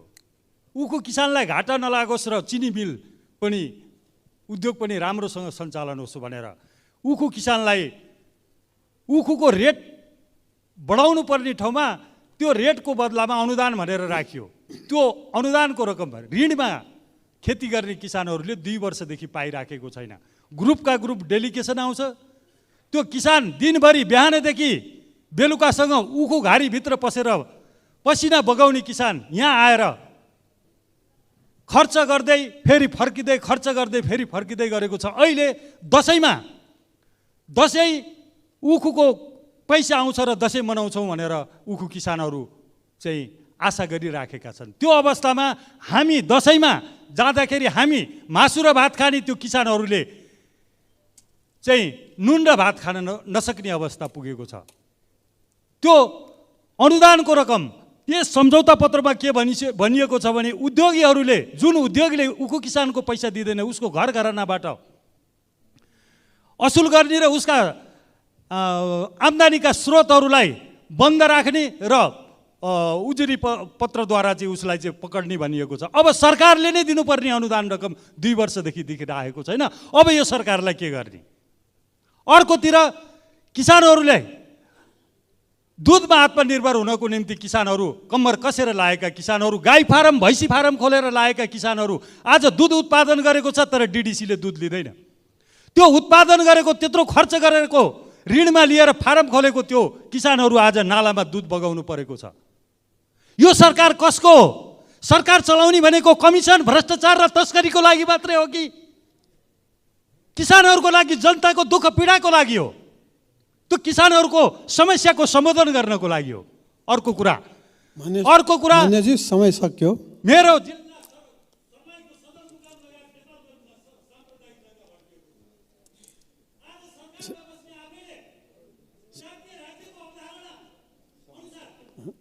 समय सक्यो मान्यज्यू, धन्यवाद। माननीय राजेन्द्र बजगाईजी समय 5 मिनट, त्यसपछि माननीय तारा लामा तामाङ। सम्माननीय सभामुख महोदय, देशको अर्थतन्त्र सङ्गीन मोडमा छ। 2 years down the line economic crash हुन्छ भन्ने अनुमान गरिएको छ। यसमा धेरै कुराहरू आइसकेका छन्, तर सरकार अथवा अर्थमन्त्रीसँग पनि हामीले कुरा राख्यौँ। उहाँहरू अलि मौनै हुनुहुन्छ जस्तो लाग्छ। मेरै दलका अर्थमन्त्री हुनुहुन्छ। हामीले धेरै प्रयत्न गऱ्यौँ। त्यस्तै गरी हामीले धेरै पहिलादेखि पर्यटन व्यवसायमा स्पेसली ट्राभल एजेन्सीहरूलाई लगाएको भ्याट ह्यामरिङ गर्यो। अलि स्क्रु गर्दै बिस्तारै भ्याटमा आकर्षित गराउनु पर्ने थियो भनेर भनेका थियौँ। त्यसमा पनि सरकार सुनेन। मैले यसै वर्ष 26 सेप्टेम्बरमा मनासलु निषेधित क्षेत्रमा एकजना बिरामी वृद्ध भत्ता लिन जाँदै गरेका बिरामी छ्वाङ दोर्जेको उद्धारको प्रयत्न गरेको थिएँ। त्यो उद्धारको प्रयत्नमा सरकार निकै उदासीन बन्यो।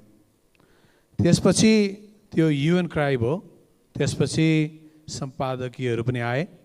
सरकारले उद्धारमा उदासीनता देखायो। तर पछि मैले समन्वय गर्दै गर्दा एक दिन पछाडि झन्डै 22 घण्टा पछाडि उद्धार भयो। नेपालका तमाम हिमाली भूभागहरू, ट्रेलहरू, तिब्बतसँग जोडिएका नाकाहरू, खम्पा गुरिल्लाका पालामा नेपाल असल छिमेकी मित्र राष्ट्रको हिसाबले निषेधित क्षेत्र, नियन्त्रित क्षेत्र घोषणा गरेको थियो। यो मैले तेस्रो चोटि बोलिरहेको छु। यो निषेधित क्षेत्रको औचित्य कसका लागि? चीनको लागि? खम्पा युद्ध त त्यहाँ छैन, समाप्त भएको छ।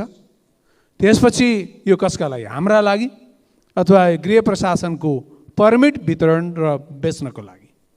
र निषेधित क्षेत्रमा आफ्नै नागरिकले उद्धार नपाउनुको कारण के हो?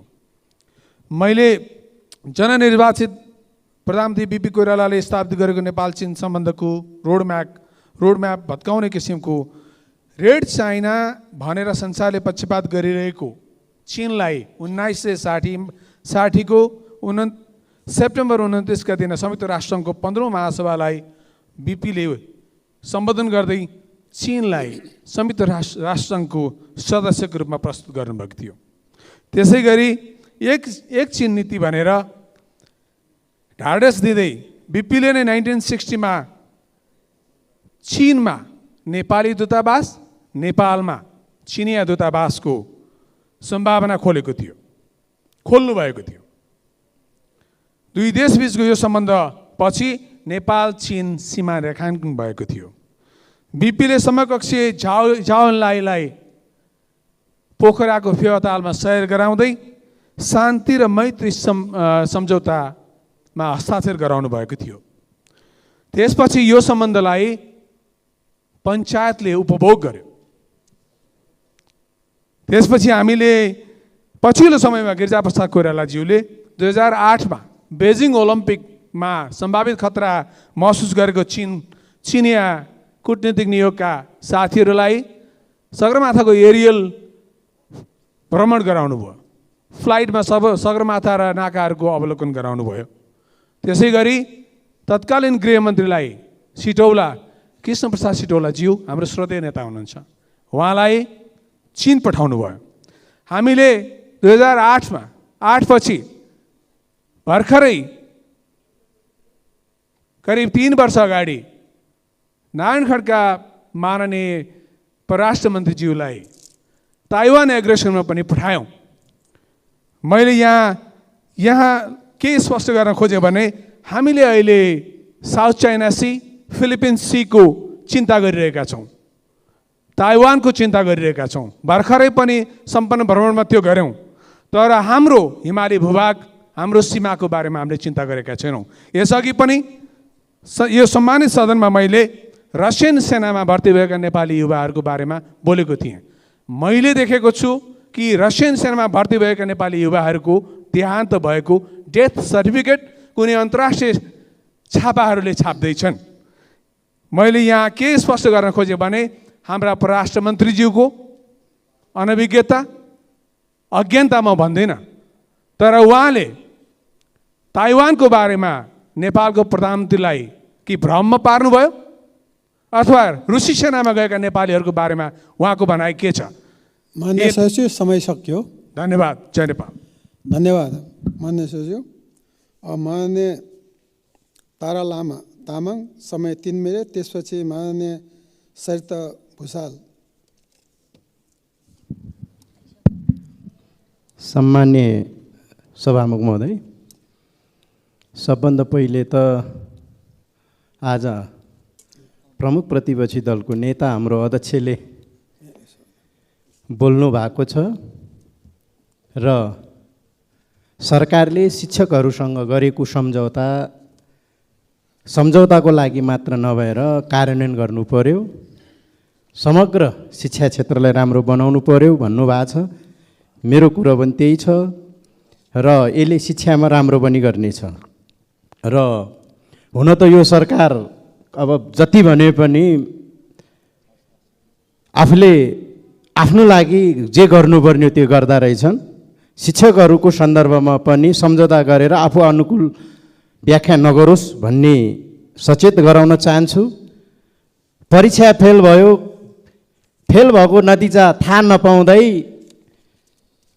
न्यायाधीश नियुक्ति गर्ने सरकारप्रति के आशा गर्ने? त्यसरी नै हाम्रो कञ्चनपुरमा छोटी भन्सार को सन्दर्भमा त्यहाँको जनप्रतिनिधिको हैसियतले त्यहाँको उद्योग वाणिज्य सङ्घ सबै व्यवसायीहरूले माग गरे छोटी भन्सारलाई सञ्चालन गर्नु पर्यो। सञ्चालन गर्ने प्रधानमन्त्रीजी कञ्चनपुरको कार्यक्रममा गएर यो भन्सार सञ्चालन हुन्छ भनेर बोल्नु पनि भयो।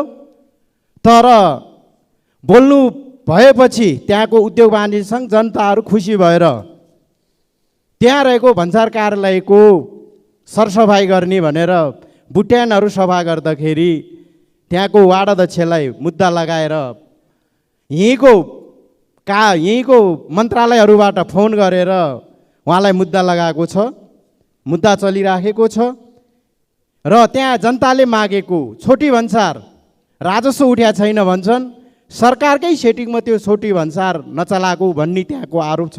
त्यो छोटी भन्सार बेलौरीको छोटी भन्सार चालु होस्, हुलाकी सडकलाई राम्रोसँग छिटो सञ्चालन गर्नको लागि सरकारको ध्यान जाओस् र पुनर्वासको वार्ड नम्बर 5, 7, 9 खास गरी भागेश्वरी सुगर मिलको बाट उत्तर पूर्वतिर पानी बगेको ठाउँमा केमिकल मिसिएको रिपोर्टले त्यो केमिकल मिसिएको छ भन्ने, त्यसको कारणले 242 बिघाभन्दा बढी धान पूर्ण रूपले नष्ट भएको छ।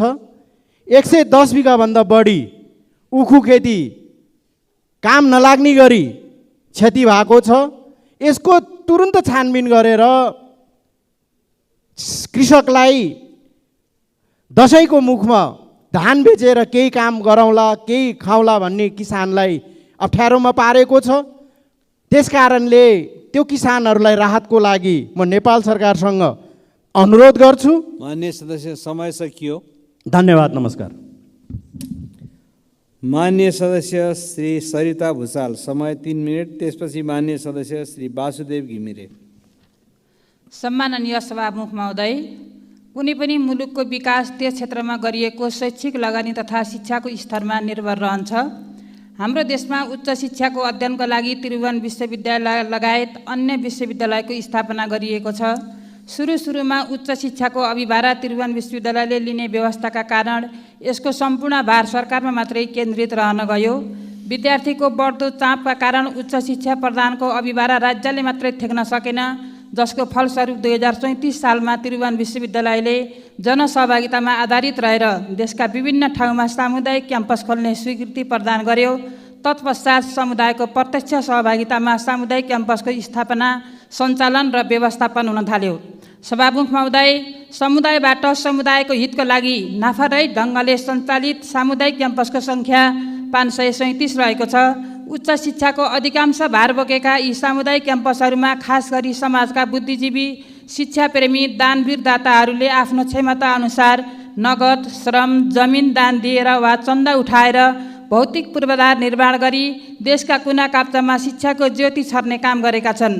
उच्च शिक्षामा अधिकतम रूपमा योगदान दिने यी सामुदायिक क्याम्पसहरूले विश्वविद्यालय अनुदान आयोगबाट प्राप्त गर्ने न्यून अनुदान बाहेक अन्य केही रकम नेपाल सरकारबाट प्राप्त गरेका छैनन्। यी क्याम्पसहरूको आम्दानीको प्रमुख स्रोत विद्यार्थीबाट उठेको शुल्क नै हो। यही शुल्कबाट शैक्षिक, भौतिक, प्रशासनिक लगायतका खर्च धान्दै नेपालका दूरदराजका ठाउँहरूमा रहेर उच्च शिक्षाको आवश्यकतालाई परिपूर्ति गर्ने काम गरेका छन्। हाल मौजुदा रहेका विश्वविद्यालयमध्ये सबैभन्दा बढी सामुदायिक क्याम्पसहरू त्रिभुवन विश्वविद्यालयसँग सम्बन्धन प्राप्त गरेका क्याम्पसहरू रहेका छन्। त्रिभुवन विश्वविद्यालय अन्तर्गत जम्मा 62वटा आङ्गिक क्याम्पस रहेका छन् भने 528 सामुदायिक क्याम्पस रहेका छन्। यसरी सामुदायिक क्याम्पसहरूले देशको शैक्षिक भार कतिसम्म थेग्न सफल छन् भन्ने कुरा स्पष्ट हुन्छ। उच्च शिक्षामा कुल विद्यार्थीको करिब 30% र कुल छात्र विद्यार्थीमा 35% विद्यार्थीहरू सामुदायिक क्याम्पसमा अध्ययनरत छन्। साथै देशका 76वटा जिल्लाका दूरदराजमा सामुदायिक क्याम्पसको पहुँच रहेको छ। सामुदायिक क्याम्पसमा देशका करिब 15,000 प्राध्यापक र 3500 कर्मचारीहरू संलग्न छन्। यी मध्ये करिब 50% प्राध्यापक तथा कर्मचारी स्थायी प्रवृत्तिका रहेका छन्। देशका कुना काप्चामा रहेका महिला, जनजाति, दलित, सीमान्तकृत विद्यार्थीहरूको पहुँचमा उच्च शिक्षा पुर्याउन सामुदायिक क्याम्पसहरूले उल्लेखनीय भूमिका खेल्दै आएका छन्। राष्ट्रको उच्च शिक्षा विकासमा समुदायको योगदानले सरकारलाई समेत सहयोग पुर्याएको देखिन्छ र सर्वसाधारणमा उच्च शिक्षा सुलभ देखिएको छ। तर अभिभावकको योगदान र विद्यार्थीहरूको शुल्कमा मात्र बढी आश्रित यी क्याम्पसहरूको अवस्था अहिले दिनानुदिन कमजोर हुँदै गएको छ। अन्त्यमा सभामुख महोदय, विद्यार्थीहरूको भर्ना दर दिनानुदिन खस्किँदै जानु, वैदेशिक रोजगारीमा विद्यार्थीहरू आकर्षित हुँदै जानु, प्राध्यापक तथा कर्मचारीहरूको नियमित पारिश्रमिक भुक्तानीमा समस्या देखिनु, सम्बन्धन दिने विश्वविद्यालयहरूले प्राध्यापकका विषयमा मौन रहनु, औषधि उपचार, पेन्सन, उपदान लगायतका सेवा सुविधा प्राध्यापक तथा कर्मचारीले पाउन नसक्नु जस्ता समस्याहरू सामुदायिक क्याम्पसमा व्याप्त रहेका छन्। तसर्थ समुदायले मात्र निरन्तर उच्च शिक्षाको भार वहन गर्न कठिन हुने हुँदा यस्ता सामुदायिक क्याम्पसहरूमा सरकारको लगानी वृद्धि गर्न र नाफारहित ढङ्गबाट समुदायकै निगरानीमा चलेका यस्ता क्याम्पसहरूलाई समेटेर सामुदायिक विश्वविद्यालय स्थापना गरी राज्यले कम्तीमा कुल खर्चको 50% मात्रै भए पनि लगानी गर्ने हो भने समुदाय शिक्षाको यो लगानी व्यवस्थित हुन्छ। उच्च शिक्षामा यति महत्त्वपूर्ण योगदान गरेका सामुदायिक क्याम्पसहरूलाई व्यवस्थित रूपमा सञ्चालन गर्नु र त्यसलाई विघटनको अवस्थाबाट जोगाउनु राज्यको दायित्व हो भन्ने कुरा सभामुखज्यू मार्फत माननीय सदस्य श्री वासुदेव घिमिरे, समय 3 मिनट। सम्माननीय सभामुख महोदय, आज म सम्मानित संसदमा 2वटा विषय उठाउन चाहन्छु। पहिलो विषय भनेको भैरवा स्थित गौतम बुद्ध अन्तर्राष्ट्रिय विमानस्थलको धावन मार्ग समेत पर्ने जग्गा व्यक्तिको नाममा पारिएको घटनासँग सम्बन्धित छ भने अर्को सीमावर्ती भारतीय नाकाबाट सेटिङमा भइरहेको अवैध आयातसँग सम्बन्धित छ। सभामुख महोदय, भूमाफिया र मालपोत कार्यालयका कर्मचारीहरूको मिलोमतोमा गौतम बुद्ध अन्तर्राष्ट्रिय विमानस्थलको धावन मार्ग समेत पर्ने 4 बिघा 17 कट्ठा जग्गा व्यक्तिका नाममा सारिएको घटना सार्वजनिक भएको छ। 58 वर्ष अघि हदबन्दीमा परेपछि मन्दिरलाई दिएको जग्गा विमानस्थल बनेर सञ्चालनमा समेत आइसकेपछि व्यक्तिको नाममा सारिनु अत्यन्त गम्भीर विषय हो। विमानस्थलको अधिकरणमा परेको जमिन व्यक्तिका नाममा लैजाँदा मालपोत कार्यालय रूपन्देहीले मुआवजा वितरण समितिका संयोजक समेत रहने प्रमुख जिल्ला अधिकारी, विमानस्थल आयोजना र नागरिक उड्डयन प्राधिकरणसँग कुनै परामर्श नलिएको पाइएको छ। यसर्थ विमानस्थलको जग्गा व्यक्तिको नाममा सार्दा ठुलो आर्थिक चलखेल भएको स्पष्ट देखिन्छ। हदबन्दीमा परेको जग्गा फिल्डबुकमा भए पनि कसैको नाममा दर्ता नरहेकोमा भूमाफियाको योजनामा मालपोत कार्यालयले व्यक्तिको नाममा सारिएको बुझ्न सकिन्छ। लाल पूर्जा पाएपछि आफ्नो जमिन विमानस्थलले अधिग्रहण गरेको दाबी गर्दै 9 करोड बढी मुआवजाका लागि व्यक्तिको तर्फबाट विमानस्थल आयोजना कार्यालयमा निवेदन समेत परेको छ। 2079 सम्म फिल्डबुकमा कसैको नाममा नरहेको जग्गा एकाएक व्यक्तिको नाममा सारिँदा स्थानीय स्तरमा आक्रोश समेत बढेको छ। अत व्यक्तिको नाममा सारिएको सो जग्गा पूर्ववत अवस्थामा फर्काई यस्तो चलखेलमा संलग्न सबैलाई कारबाहीको दायरामा ल्याउन म सम्माननीय सभाको मार्फत सरकारको गम्भीर ध्यान आकर्षण गराउन चाहन्छु। यसै गरी केही समयदेखि भारतीय सीमावर्ती बजारबाट सर्वसाधारण उपभोक्ताले 100 रुपियाँभन्दा बढीका सामान भन्सार बिना नेपाल ल्याउन पाउँदैनन्। नेपालको आन्तरिक व्यापार व्यवसाय प्रबन्धनको लागि यो नियमलाई नकारात्मक भन्न मिल्ने अवस्था छैन। तर यो नियमबाट के साँच्चीकै सीमानाकामा हुने तस्करी रोकिएको छ त? यस्तो देखिँदैन सभाको महोदय। व्यापारीको मिलोमतो र सेटिङमा हुने अवैध आयातलाई यो नियमले रोकेको छैन। भारत तर्फबाट क्यारिङको नाममा हुने सेटिङमा ठुलो परिणामका सामान भन्सार बिना नेपाल ल्याउने गरेका छन्। यसमा भन्सार कार्यालयका कर्मचारी र प्रहरीको समेत मिलोमतो रहेको बुझ्न कठिन छैन। अचेल भारतीय बजारमा नेपालीहरूले सामान खरिद गरेपछि त्यसलाई खरिदकर्ताको घरसम्म पुर्याउने गिरोह सक्रिय भएको पाइन्छ। एकातिर सर्वसाधारण जनतालाई 100 रुपियाँभन्दा बढीको सामान ल्याउँदा भन्सार गर्न लगाउने, अर्कोतर्फ लाखौँ मूल्यका सामान बिना भन्सार नेपाल भित्राउने गिरोहलाई रोक्न नसक्ने प्रवृत्तिले न राजस्वमा वृद्धि हुन्छ न उपभोक्तालाई राहत नै। यसर्थ सेटिङमा हुने अवैध आयातलाई ध्यान गराउन चाहन्छु। धन्यवाद। माननीय सदस्यहरू, विशेष समयमा माननीय सदस्यहरूले बोल्ने क्रम यही समाप्त हुन्छ।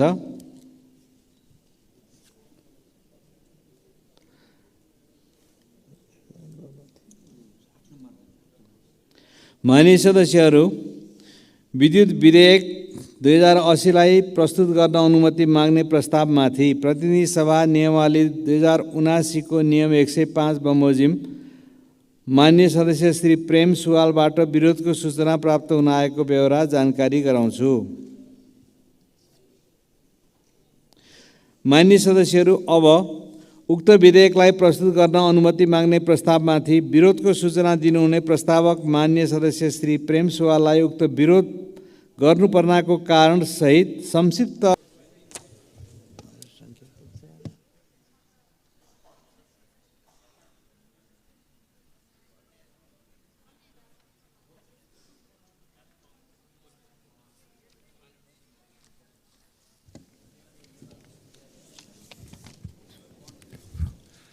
सभामुख महोदय, विद्युत सम्बन्धी कानुन संशोधन र एकीकरण गर्न बनेको विधेयक 2080मा विरोधको सूचना प्रस्तुत गर्न चाहन्छु। विद्युत क्षेत्रमा सरकारी र सहकारीको लगानी गराई नेपालको मौलिक नमुना विकास गर्नुपर्ने, झोलामा खोला राख्ने सबै अनुमति पत्र खारेज गरी उचित मुआब्जा दिएर निजी क्षेत्रको जलविद्युत समेत सरकारको स्वामित्वमा ल्याउनु पर्ने, केही वर्ष अगाडि मन्त्रालयका मन्त्री र अधिकारीहरूसम्म पुर्याउनु पर्छ भनी ठुलो रकम उठाएको बारे यथार्थ छानबिन गर्न एक अधिकार सम्पन्न छानबिन समिति गठन गर्नुपर्ने, विद्युत र युवा दुवै निर्यात गर्नेहरूलाई कारबाही गरी कृषि र औद्योगिक उत्पादनमा बिजुली र युवालाई लगाई खाद्यान्न र महाकाली, पञ्चेश्वर, माथिल्लो कर्णाली, अरुण तेस्रो, पश्चिम सेती, तल्लो अरुण चौथो, फुकोट कर्णाली, मुगु कर्णाली, तिला 1, तिला 2 लगायत जलविद्युत परियोजना अविलम्ब फिर्ता गरी नेपाल सरकारको लगानीमा अगाडि बढाउने, सर्वोच्च अदालतले माथिल्लो कर्णाली जलविद्युतको म्याद थप सम्बन्धी फैसलामा संविधानको समाजवाद उन्मुख अर्थतन्त्र विपरीत खुल्ला अर्थतन्त्र भनी उल्लेख गरेकोलाई तत्काल संशोधन गराउन सरकारले सर्वोच्च अदालतमा रिट दर्ता गर्नुपर्ने, सरकारले जलविद्युत परियोजना 40 वर्षपछि अर्थात् उपयोग नै नहुने अवस्थामा निजी क्षेत्रबाट फिर्ता लिने गरी विधेयक मस्यौदा यो नेपालीले गर्नै सक्दैन, यो कुनै विदेशीको हात हुनुपर्छ। सभामुख महोदय, बरोबर बिजुली बत्ती निभिरहेको बारे विद्युत प्राधिकरणका अधिकारीहरू प्रसारण लाइनको क्षमता कमजोर भएको बताउँछन्। यसको अर्थ सरकार वा विद्युत प्राधिकरणसँग विद्युत वितरणको योजना नभएको हो। जानाजान नेपालको बिजुली सस्तोमा भारतलाई बेच्ने र महँगोमा भारतबाट ग्यास र तेल किन्ने यो कस्तो व्यापार हो? देशघाती होइन र? सभामुख महोदय, सरकारका मन्त्री र प्रधानमन्त्री, सांसद, उच्च अधिकारीहरू आफ्नो जिल्लामा घर बनाएर देशको सन्तुलित विकास गरिएको भए भएकै प्रसारण लाइन काम लाग्ने थियो र लोड सेडिङ नहुने थियो, झ्यापझ्याप बत्ती नजाने थियो र नेपालीको खरबौँ रुपियाँ इन्भर्टर र ब्याट्री खरिदमा अनाहकमा खर्च गराउने र त्यसको कमिसन खाने को हो? र अहिले सबैको घर घरमा ब्याट्री र इन्भर्टर छ, झ्यापझ्याप बत्ती जान्छ, नजाने बत्तीलाई झ्यापझ्याप बत्ती निभाउने को हो? र साथसाथै यो सन्तुलित विकास भएको भए दाल चामल तरकारी समेत भारतबाट किनेर खान नपर्ने, आफ्नो जिल्लामै उत्पादन हुने थियो। यो काम नगर्नेहरूमाथि किन कारबाही भएन? र सभ्यताको समृद्ध इतिहास भएको, जनसङ्ख्याको ठुलो सङ्ख्या भएको छिमेकी देश इन्डियालाई शीत युद्ध र तातो युद्धमा बाजीमा लाग्न नहुने, एमसीसी सम्झौताको समर्थनमा लाग्न नहुने, नेपालको जल, जङ्गल र खानीमा गिद्धे दृष्टि राख्न नहुने र शान्ति र स्थिरतामा लाग्नुपर्नेतर्फ नेपाल सरकारले सचेत गराउने काम किन भएन?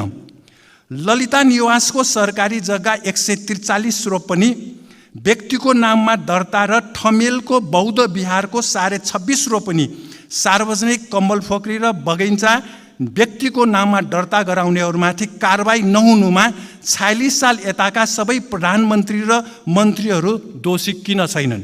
खोपो विश्वविद्यालयको विधेयक नआउनुमा, पूर्वाधार भएको खोपो विश्वविद्यालयको विधेयक नआउनुमा आजसम्मका प्रधानमन्त्रीहरू दोषी किन होइनन्? सभामुख महोदय, सेयर माफियाहरूले सेयरको मूल्य कृत्रिम रूपमा बढाउने र आइपिओ जारी गर्ने गर्दा घरखेत बेचेर ऋण लिएर सेयर किनेका सर्वसाधारण जनता आत्महत्या गर्नुपर्ने अवस्थामा पुग्यो। नेपाल बैंक, राष्ट्रिय वाणिज्य बैंक, कृषि विकास बैंकको सेयर समेत आर्थिक अपराधीहरूको कब्जामा दिनु सरकारहरूको देशघाती र आत्मघाती काम हो। सेयर माफियाहरूले अर्थ सरोकार नामको सञ्चार माध्यमलाई आफ्नो मुखपत्र बनाएर सर्वसाधारण सेयर खरिदकर्ता विरुद्ध झुठा समाचार छपाउँदैछन्। र सभामुख महोदय, विद्युतीय भुक्तानी प्रणाली खरिदमा अर्थ मन्त्रालयकै सचिव, नेपाल टेलिकमका प्रबन्ध निर्देशक सहितले 23 करोड 27 लाख भ्रष्टाचार गरेको सार्वजनिक भयो। भैरवास्थित गौतम बुद्ध अन्तर्राष्ट्रिय विमानस्थलको धावन मार्गको 4 बिघा 17 कथाभन्दा बढी जग्गा मालपोर्ट कार्यालय भैरवाले व्यक्तिको नाममा दर्ता गरिदिएको सार्वजनिक भयो। भ्रष्टाचारका धेरै घटनाहरू आम सञ्चार मार्फत सार्वजनिक हुँदा पनि भ्रष्टाचारमा संलग्न सबैलाई कारबाही किन भएन?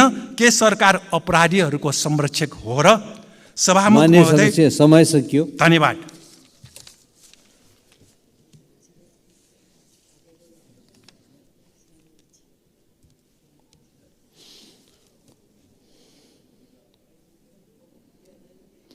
मान्य सदस्यहरू, अब विधेयक प्रस्तुत गर्दा माननीय ऊर्जा, जलस्रोत तथा सिँचाइ मन्त्री श्री शक्तिबहादुर बस्नेतलाई उक्त विधेयकलाई प्रस्तुत गर्न अनुमति माग्ने प्रस्तावमाथि प्राप्त विरोधका सम्बन्धमा संक्षिप्त वक्तव्य दिन अनुमति दिन्छु।